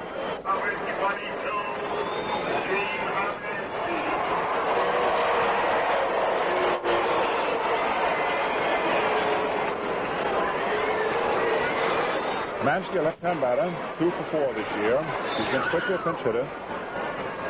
Takes a fastball over for a called strike. Antonelli continues working for the Braves, the left-hander. Newcomb gets his jacket. He's coming back into the bench, and it is obvious that Big Don will test his right arm next inning against the Braves.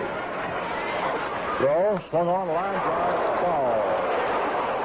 Goes down into the boxes, way down the right field corner. 4 balls, 2 strikes. Lansky, strong, muscular left-hand hitter. Newcomb walking back into the dugout.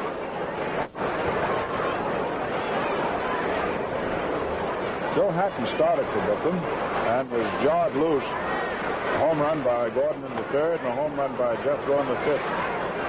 He's out of there. The first 6 runs fall for Hatton. Next 2 to Bankhead. 9-0 Boston. 2 strikes to Hermansky, who takes a curve low. 1 ball, 2 strikes. Newcomb scaled his gloves out onto the grass. Distant foul ground halfway between the plate and first base. So he's the next pitcher. Hermansky's hitting for Bankhead. Donyan's been home resting that bad arm of his all the past week. Another ball high outside to Hermansky. 2-2. Phase 9. Dodgers nothing, and the Dodgers, of course, trying to rally, recoup, reform, and in other words, get back into the ball game. Bobby Holt, stocky right-hander who relieves for the Braves, is now up and throwing. 2-2 pitch, way high outside the ball, 3. And Bickford said you didn't want to pitch that ball again. Well, catcher Cooper makes the exchange. That's another one which they don't Larry gets.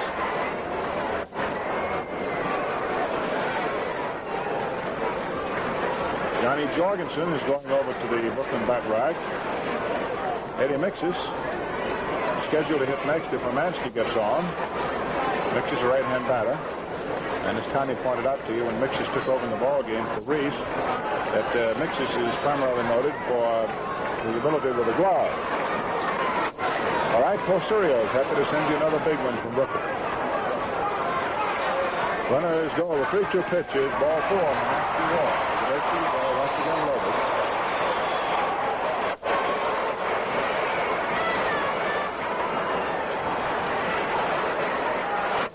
Johnny Jorgensen, the spider.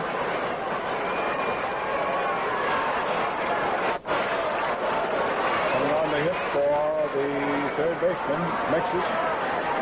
Here in the 7th inning. There's the announcement.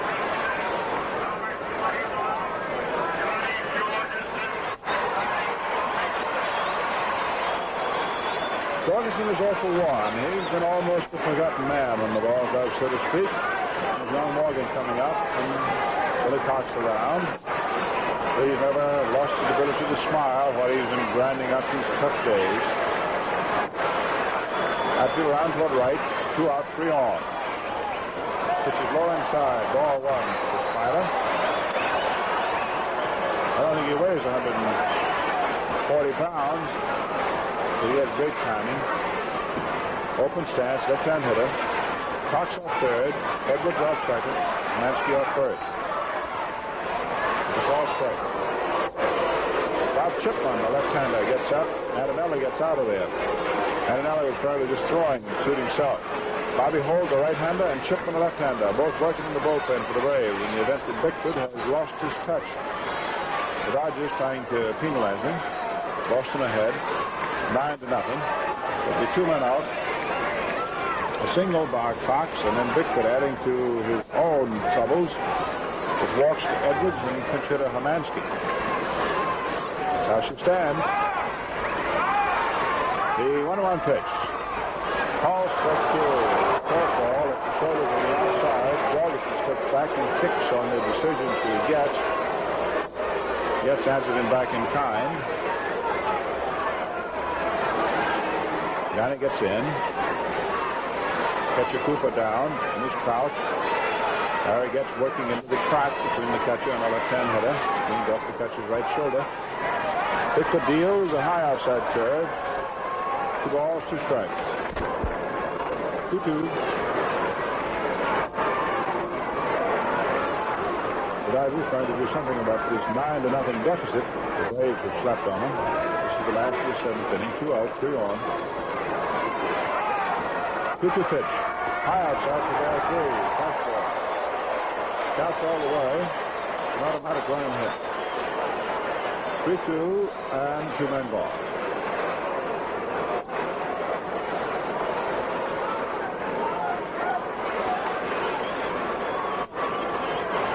Jorgensen shoulders that stick now on his left shoulder. Now starts to pump it.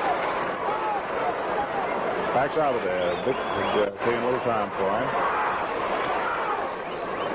Paid crowd, 19,488. And they're hooping and hollering here at Brooklyn. Boy, this ballpark is always alive. Runners go. The 3-2 pitch. Ball 4. Takes a run forced in. 9-1. The bases remain loaded.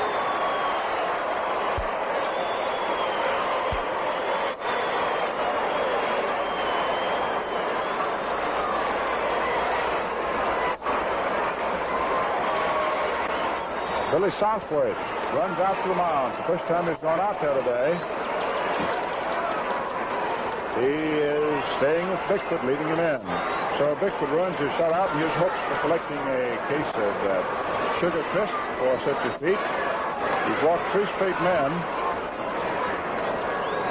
following a single, so a run is home.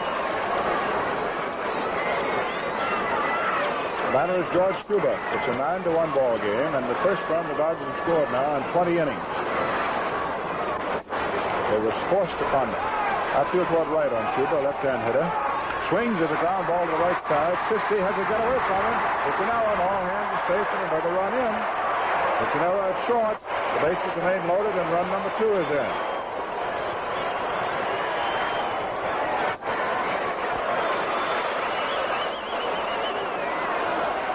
Well, that was the break the Dodgers are looking for as they start to have a big inning now.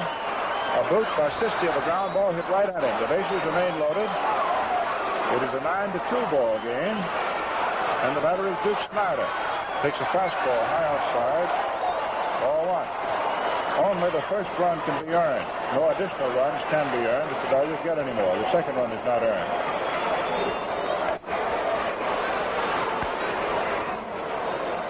Third umpire Getz inspecting the ball. The bases remain up for B, full of Brooklyns. The Braves 9 and the Dodgers 2. A single with 2 out, 3 bases on balls, an error at second base. We had 2 runs in, 3 on. Snyder up there, 1-0. Swings and busts the ball out into right field. A line drive right at Willard Marshall, who grabbed it for the out. So that ends that. 2 runs, 1 hit, 1 error, 3 left. End of 7 innings, 9 runs. They're all earned on 10 hits and 1 error for the Braves. 2 runs, the first one earned, 2 hits. And for Brooklyn, no errors. It is Post Cereals sending it all to you from here in Brooklyn. You know the famous Post cereals, Post Toasters, Post Grape Nuts Flakes, Post Raisin Bran, 40% Bran Flakes, Post Tims, and the newest is Post Sugar Crisp. Jorgensen, who hit for Mixus at third, goes to third. Don Newcomb comes on to be the pitcher and will pitch to the top of the order. Jeff Rowe as we move into the 8th inning. Newcomb, big right-hander. Been home with an ailing arm. Manager shot and sent him home from Chicago. When he found he couldn't pitch, said, okay, go home and get a complete rest. You can't rest around the ball club. Newcomb's on the mound. The Phillies knock off the Giants 7-1 to tighten their hold in first place in the National League. It's a 2-2 tie between the Pirates and the Cubs at the end of 6. Cincinnati's at St. Louis tonight. In the American League, the Yankees at the end of 2.5 lead the Athletics 4-0 on Ed Barrow Day. Washington has come up with 4 runs in the 7th and tied the Red Sox at 4-4, and the Red Sox are now batting the 8th inning, 4-4 tie. Chicago at Cleveland, White Sox 2 and the Cleveland Indians 1. Cleveland at bat in the 7th inning.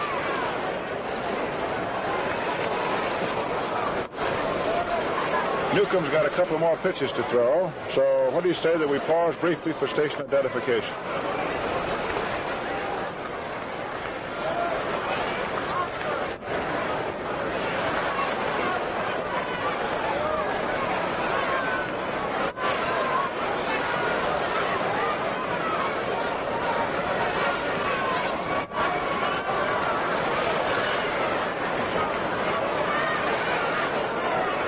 Sam Jethro, who burned up the woods with Montreal in the International League last year. Switch hitter, batting left-handed. Sam, of course, is the first Negro player in the history of the Braves. Boy, he's been some ball player for him. Most hits in the league, 33. 5 of them, home runs. Swings at a high foul ball. Bruce Ebbets, the catcher, coming back. He's under it. He's got it. Jethro calling out. One gone, beginning of the 8th. Rook in infield is now Hodges at first base, Robinson at second. Billy Cox is playing short, and the third baseman is Johnny Jorgensen. First time Johnny has been able to wear a glove this year in a game. Earl Torgerson, 1 hit for 3 at-bats. Swings and hits a ground ball slowly towards second. Robinson's up, goes to first, just in time, and Torgerson is out. This is Lou Jordan giving it the thumb. Nice play by Robbie.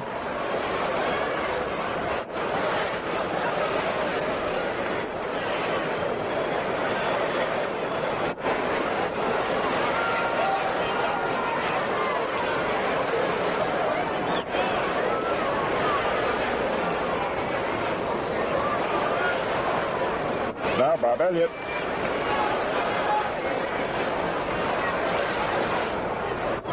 Big third baseman has 2 line singles that are 4 times up. Right-handed Newcomb kicks, throws, fastball inside.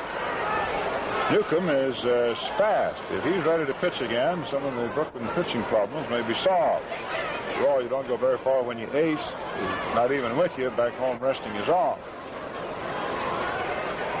The Braves here tomorrow, 12,000 seats, all prices. Throw, swung on a ground ball down to third. Jorgensen up with it. Fires over to first base in time. Elliott retired, and Newcomb puts the side down 1, 2, 3, which in itself is encouraging. 9-2, favor the Braves. Talking about Brooklyn pitchers, did you know that the Dodger pitching staff gave up fewer hits than any other National League pitching staff last season? You didn't? It's a fact. And that's just one interesting fact out of thousands that you'll discover in the 1950 Dodger yearbook. You'll see personal write-ups and statistics on every man on the roster. Pictures and dimensions of every National League ballpark. All kinds of exciting, interesting information. That's what you'll get in the new Dodger yearbook if you get your copy. And to get your copy, just mail a box top from any Post cereal package or the front panel of a Sugar Crisp bag, plus a quarter to Dodger Yearbook, Box 79, Brooklyn 1, New York. Remember, this is the same book that costs 50 cents at Ebbets Field, but you get it for only 25 cents, plus the box top from any Post cereal package or the front panel of a Sugar Crisp bag. So write to Dodger Yearbook, Box 79, Brooklyn 1, New York, and be sure to give your own name and address, yeah? Robinson first up, last of the 8th. Right-hander Bickford delivers. Curve outside. Ball up.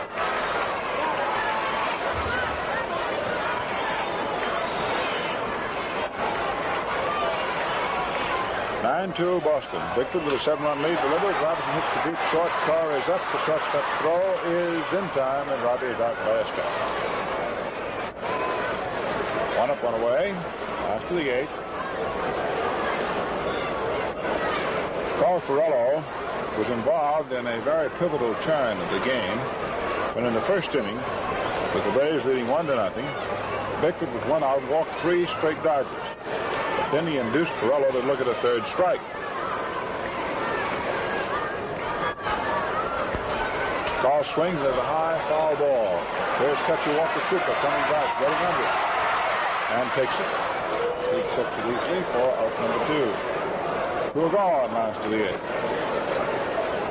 Hodges, who has 1 hit an infield stretch single.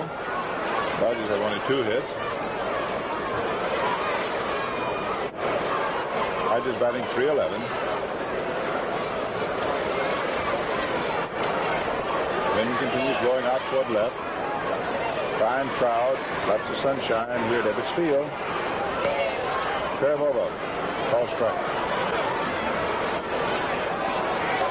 Billy Lowe's, boy from Queens, out here on Long Island, warming up for the Dodgers. Cut a ball in under the chin, 1-1. Lowe's is a bonus player and has to be with Brooklyn this year, unless the Dodgers wish to take their chances of losing him at waivers.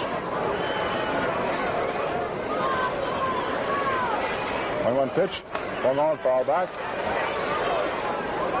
1-2. Newcomb pitched a very good inning. He showed manager Shotton something. Needed just a little work, a little tuning up.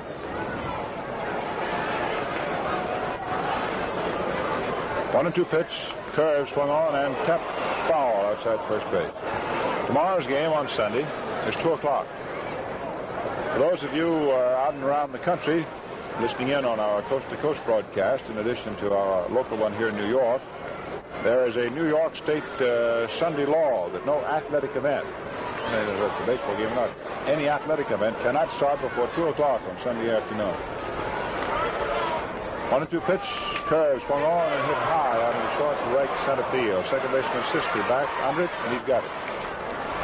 So the Dodgers go down routinely enough, rather docilely in fact, 1-2-3, last 3-8, and Bickford regained his mastery. So at the end of 8, it is 9-2 in favor of the Braves. In the American League, at the end of 3 innings, it's the Yankees 5 and the Athletics nothing. The Yankees, Burrow and Brown have hit home runs. The A's, Wise, Shive, and Fowler have been. Newcomb going out to the mound to pitch the 9th inning. At the end of 8 innings, the Boston Red Sox are leading Washington 5-1. And Dobson is pitching in the 9th inning, trying to get Washington out of there and save the 1-run lead. Sid Hudson gone all the way for Washington.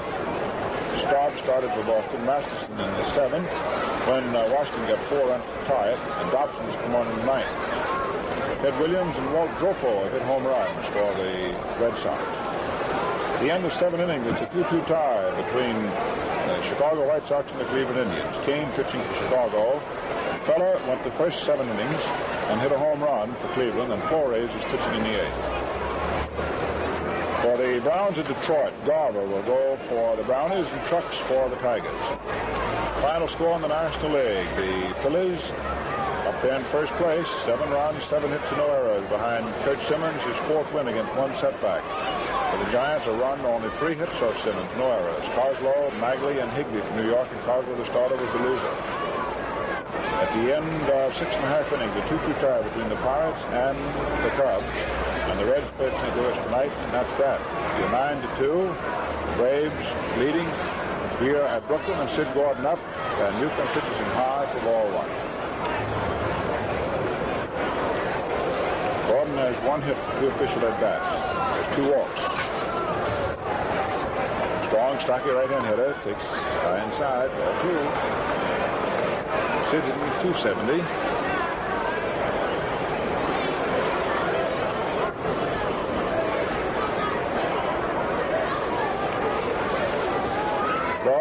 Curveball high inside, and it is ball 3. 3-0. Newcomb is big, about 6'5", 240 pounds, 235 pounds. And he's big as the side of a house. Throws, ball 4. And Gordon picks up his 3rd walk this afternoon. The Braves now had a half a dozen free passes given to them, and Bickford has walked 6 of the Dodgers. Odd thing about Bickford is he's been wild in 2 spurts. He walked 3 straight in the first inning and 3 straight again in the 7th.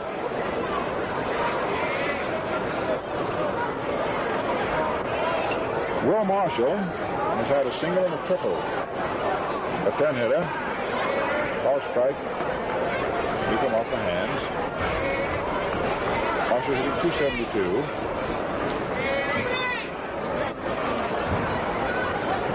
Outfield Woodright. Pitch swung on. A high pop fly. Deep back to third. It may be trouble. It is in there for a base hit. It's in there for a single. Schubert running over as fast as he could. Was to step away, but got the ball on the bounce. The ball dropped about 5 feet fair. Deep back at third base or out into short left field. Single for Marshall. Swinging later on an outside pitch and bunker in there. Here's his third hit today. Hit number 1 off Newcomb. For the Braves, who are leading 9-2. They just as soon open the gap.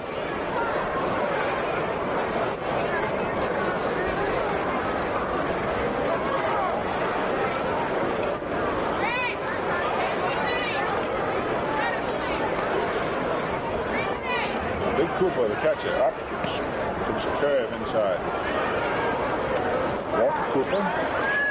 1 for 4.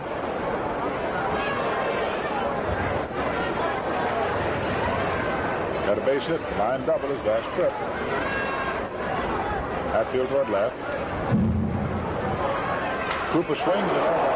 Drives on deep in the right center field. It's way out there. And it is in the center field, lower center field stands for a big home run for Cooper. That's his first home run of the year and his second straight hit for the Braves, and it makes it now 12-2 in favor of Boston. And it's a case of the sugar crisp to the Walker Cooper household. Yes, sir.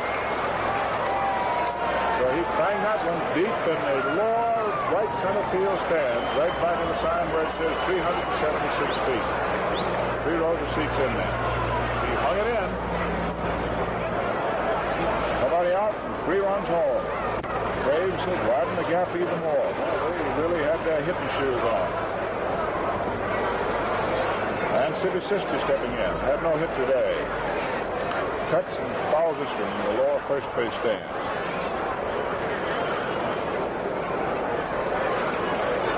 Newcomb was really jarred. His home run hurt you.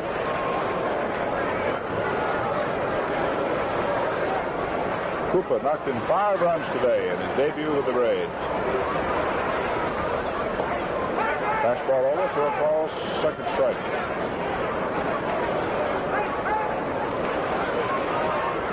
Hatfield on toward left.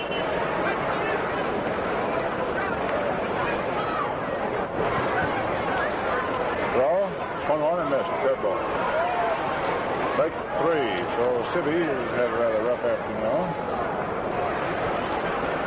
He struck out twice. He'd gone 0 for 4, got on once for the walk, and he's made an error. Buddy Carr has 2 hits before at bats. Locked in a run. Goes in the 190. He's struggling to get that average up to above 200. Comes back from pitch in to Need. Ball 1. Billy Lowe's continues throwing down the Brooklyn bullpen. For Boston, the big Cooper really putting a big one in the center field stands. 12, the Dodgers 2. Ball strike on the outside, 1-1. Imagine Southworth now is very pleased to have this big Cooper with him. Put that ball that way and catch it. They traded him a couple days ago for Ryan. Curve, one side, ball 2. 2 balls, 1 strike. Newcomb, who went along swimmingly in the 8th inning, got wet in the 9th.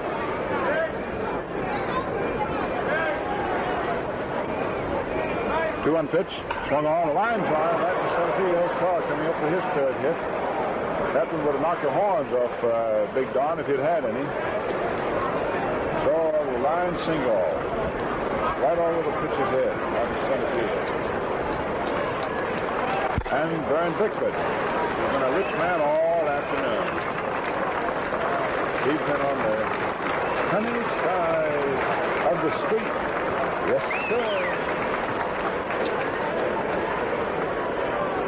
Going after his year's first win. He's got a 10-run lead now here in the 9th inning. Dodgers looking for the bunt. He tries it, misses. Why would you have the pitcher bunt with 1 out and a man on first in the 9th?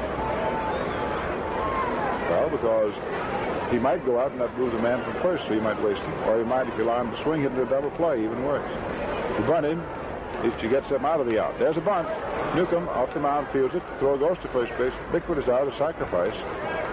Sacrifice of himself, and so giving up the second out, which they figured the pitcher would cost him anyhow. They move Carr into a better scoring position at second base. It's a matter of percentage. If you're one place, then get a no better place.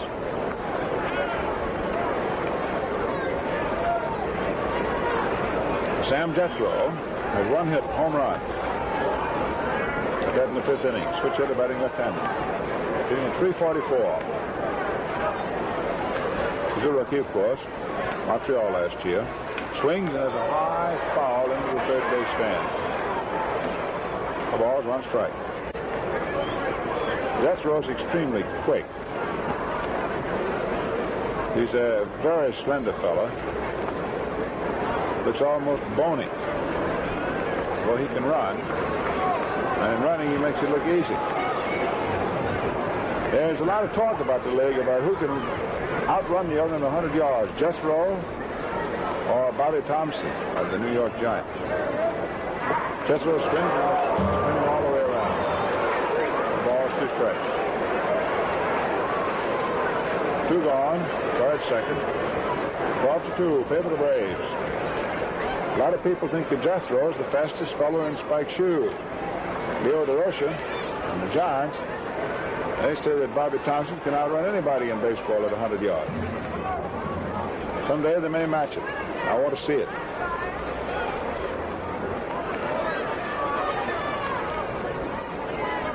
Hicker's pitch swung on and missed. Strike 3, and Jethro stuck out on a curveball in at the hand. 3-run, Big Kupo following a walk and a single, but blasting one. 3 hits, 1 man left. Now it's time for the ninth coming about. We'll soon have a decision. Know what it is. It's now 12-2 in favor of the Braves. A 3-ways wonderful. That's Post Sugar Crisp, a marvelous new cereal that's made from wholesome buckwheat with a delightful coating of sugar and honey. Folks, just let me tell you, it's just fun to eat any one of 3 ways. At breakfast, pour Sugar Crisp in your cereal bowl and just add milk or cream. And then you can skip the sugar because this exciting new cereal is just sweet enough. For snacks in between meals, it's perfect too. And third, you just eat it right out of the bag like candy. Anytime, anywhere. Now, for example, you could be nibbling it right now while you're listening in. Yes, sir, it's a cereal. It's dandy. For snacks, it's handy. Or eat it like candy. Look for Post Sugar Crisp in the red, white, and blue cellophane bag at your grocery. Try it real soon here. And the Post folks, hope you're enjoying this ball game. We'll have another one for you next Saturday. Glad where you got you down. There's Billy Cox, who singled his last time up, which was the first real hit off Bickford, the second hit off Bickford. He's only given up 2, and for Cox, it's his only hit this year out of 7 official at-bats. Swings as a ground ball down to short. Buddy Carr charges up with it, fires to first, and that's all for Cox. 1 up and 1 gone. Last time of the ninth.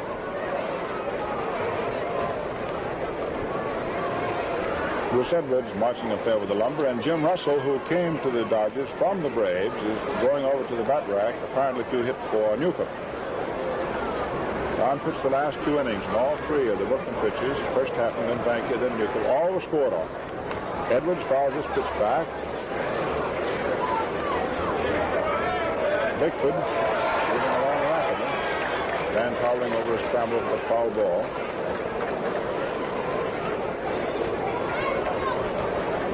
Right-hander deals. There's a high foul close to the first base stand. Still close and back in amongst the customers.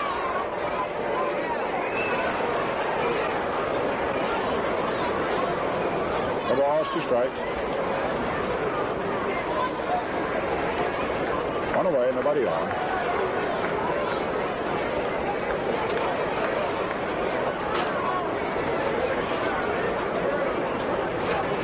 Mars game, 2 o'clock, 12,000 seats of all prices available. Pitch is swung on, grounded down to short, caught up with it. throw to first in time. It was out. So Carr has put off the first two. And Russell now reports to the umpire, and here's the announcement. As authorized by the plate umpire.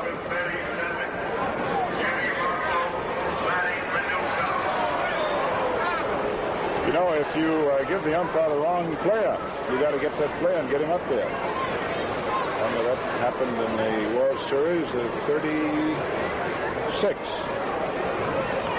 Which is high outside, ball one. No, 37. In the Yankees and Giants. Pitch high outside the pinch hitter Russell, ball one. Russell 7 for 34, hitting 206. Switch hitter batting left-handed takes a call strike. 1-1. 2 out. Boston 12. Brooklyn 2. Dodgers at 2 strikes and 1 out left. Now it's 2 balls, 1 strike. 2-1.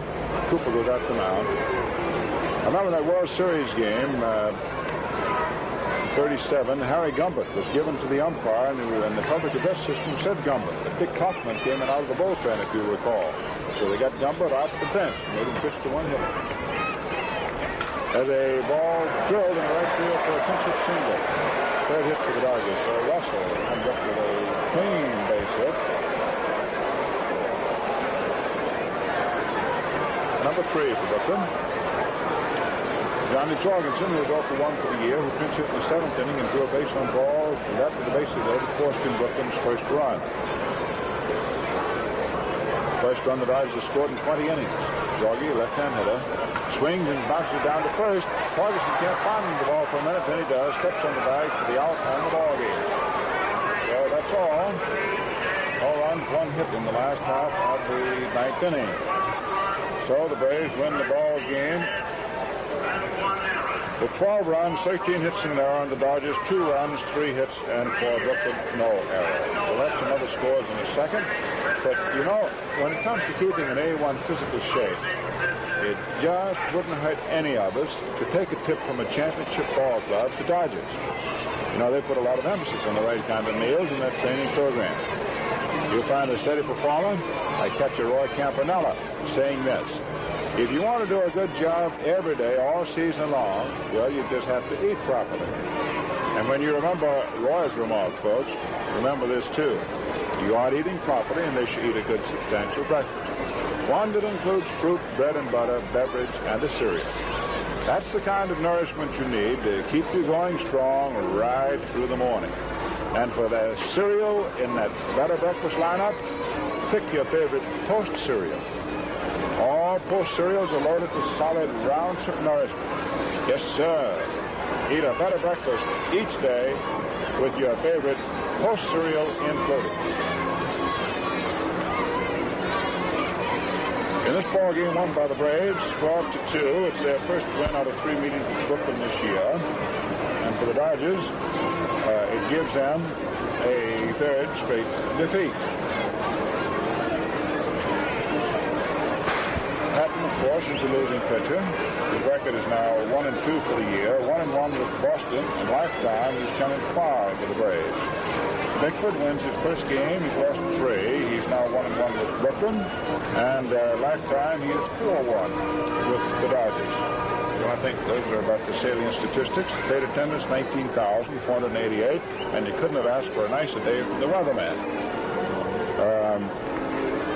12,000 seats of all prices available for tomorrow's game at 2 o'clock.